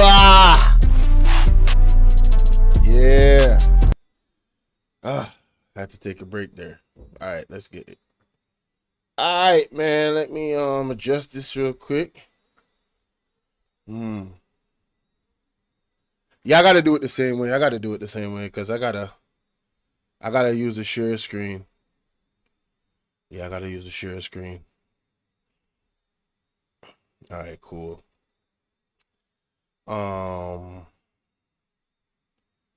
Yeah, let me share the screen. I used to play games, boy. Ain't no time for that now, though. Tell you that right now. All right, ladies and gentlemen, it's your brother Bolo VNR, and this is the YouTube platform. All right, I have 3 platforms. Bolo VNR 2.0. Let me just introduce you to all 3 of them first. And Bolo VNR. And also, I have Bolo VNR Clips. I'd love for you to subscribe to all 3 channels. You know what I'm saying? Subscribe, get the content. I'm sure you're going to enjoy it. And if you don't, you could always unsubscribe. You know what I'm saying? All right, cool. That's the first thing. Next thing is, I would love for you to join the WhatsApp community or the WhatsApp group, because that way you could get exclusive, notifications for when I'm actually going to put out content. I think every YouTuber has been having issues with YouTube not sending out notifications. Me personally, I've had it a lot. All right, so I recommend you do that. Next thing, please follow me on Twitter. All right? Follow me on Twitter. All right? Follow me on Instagram. All right? That's my Instagram right there. That's my Instagram, Bolo VNR. Follow me on Instagram. And also, remember the donation link, PayPal Anonymous link. This link is pinned in every single premiere video, live stream, it doesn't matter. This is the way you donate to the platform to support the platform monetarily. My email is right there. You feel me? All right. All the information. Oh, And if you want to support me using the Zelle, that's the Zelle information, the email for the Zelle. And all you have to do is WhatsApp me, email me, or Instagram me, DM me the receipt of the Zelle. All right, simple, easy, and plain. That's how you do it. So remember, the first thing you do when you come in to watch a video, like the video, y'all. Hit the like button. All right. I want to also introduce you to some playlists on. This is what is now my main channel with most of the content. I have various playlists, but the Great Earthquake and Tsunami, definitely recommend that you guys tap into that. Or you could just hit the all shorts video. All the shorts I do, it's right there. And you could just boop, get to that. That's the way to support your brother. 1 minute shorts, very, very simple, easy. All right, shout out to all the new subs, shout out to all the day ones. Yes, it's your brother Bolo Vienna, and I really appreciate y'all, man. So I just wanted to let you know that. The last thing, if you're gonna donate, please give what you can, not your last. I don't want to feel indebted to anybody, which I am not indebted to anybody. I did not take money out your pocket. If you're not gonna give genuinely, please don't give it all, because then I don't want it to be kind of strange where you think I owe you some type of obligation. I put time into all of this that you see, all 500 videos. I put my best into a lot of these videos, most of them, if not all. And I'm always improving, always looking to improve. And there's a lot of money that makes this whole setup do what it does. There's a lot of money behind it. You understand? It's not cheap. It's not cheap at all. So if you appreciate the content, those are all the ways you can show love. You feel me? Yeah. Yes, sir. Yes, sir. Hey, Phoenix. How you doing, Phoenix? I had to do a new intro video, man. I had to do a new intro video real quick before I got up out of here. I appreciate everybody for rolling and rocking out with me. That last video that I shared a while ago, super important.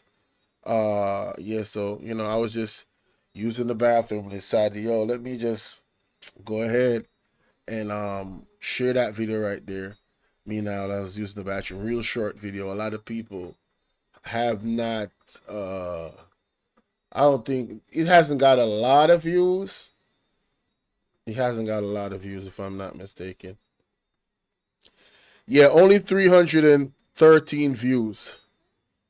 Yeah, the one that I just played. So let me drop it in the chat right there. It's funny how the Canadian president and the Jamaican president situation is eerily similar. Y'all can go check that out. I want to thank you guys for your time, because time is the most precious thing. And I hope that you found value in the content that I presented. And I also want to tell you guys to look out for the uploads in the early morning, 6 o'clock, 8 o'clock, 10 o'clock, 11 o'clock, 1 o'clock. Between 6 a.m. and 1 p.m., 2 p.m., look out for them uploads, boy. Them uploads is coming, you feel me? Real talk. More often than not, those uploads is coming. Tomorrow is Thursday. I don't know how late I'm going to be on the road tonight because I'm going to work right now. Hopefully I could do some content on Bolo VNR. Yeah, I gotta stress that. I gotta stress that content on Bolo VNR. But man, I appreciate everybody, man. The love, you know, the attention that you guys is giving this platform, the growth that you guys have, you know, it's just amazing. I want to thank God, because I know this is God, man. I know this is God. All praises to the Most High. Real talk, man. God did it. God did it. And trust me, I know this is just the beginning. This is just the beginning. This is just the beginning. So, you know, hey, you guys can stick around with me to see where this journey takes this platform. You know what I'm saying? I hope you do. But if you don't, and you go, you know, at some point, it's all love still. You know what I mean? It's all love. I wish y'all all the best. Even if you don't wish me the best, I wish y'all all the best. I just have to protect my energy. Yeah, I you know, when it comes on to my mind and my spirit, I have to protect my energy. You know, if people are moving in a certain way, I can't entertain them. But I hope that they grow. You know, I hope that they change. I hope they become a better person. You know, it doesn't necessarily have to involve me and them having any interactions. But you know, I wish the best for them. I wish the best for them. You know, real talk. No joke. I really do. I really do. I hope they figure it out. You know, so thank you guys again, man. That's my time. Shout out to Phoenix Rising in the bushes, looking and lurking with the googly eyes. And shout out to Kev's Butterfly too, one of my bush watchers as well. Shout out to all the day one. Shout out to the new one. Shout out to all my mods. Shout out to all the content creators that show me love, man. KB, you know what I'm saying? Everybody, y'all know yourselves, man. Salute. That's my time.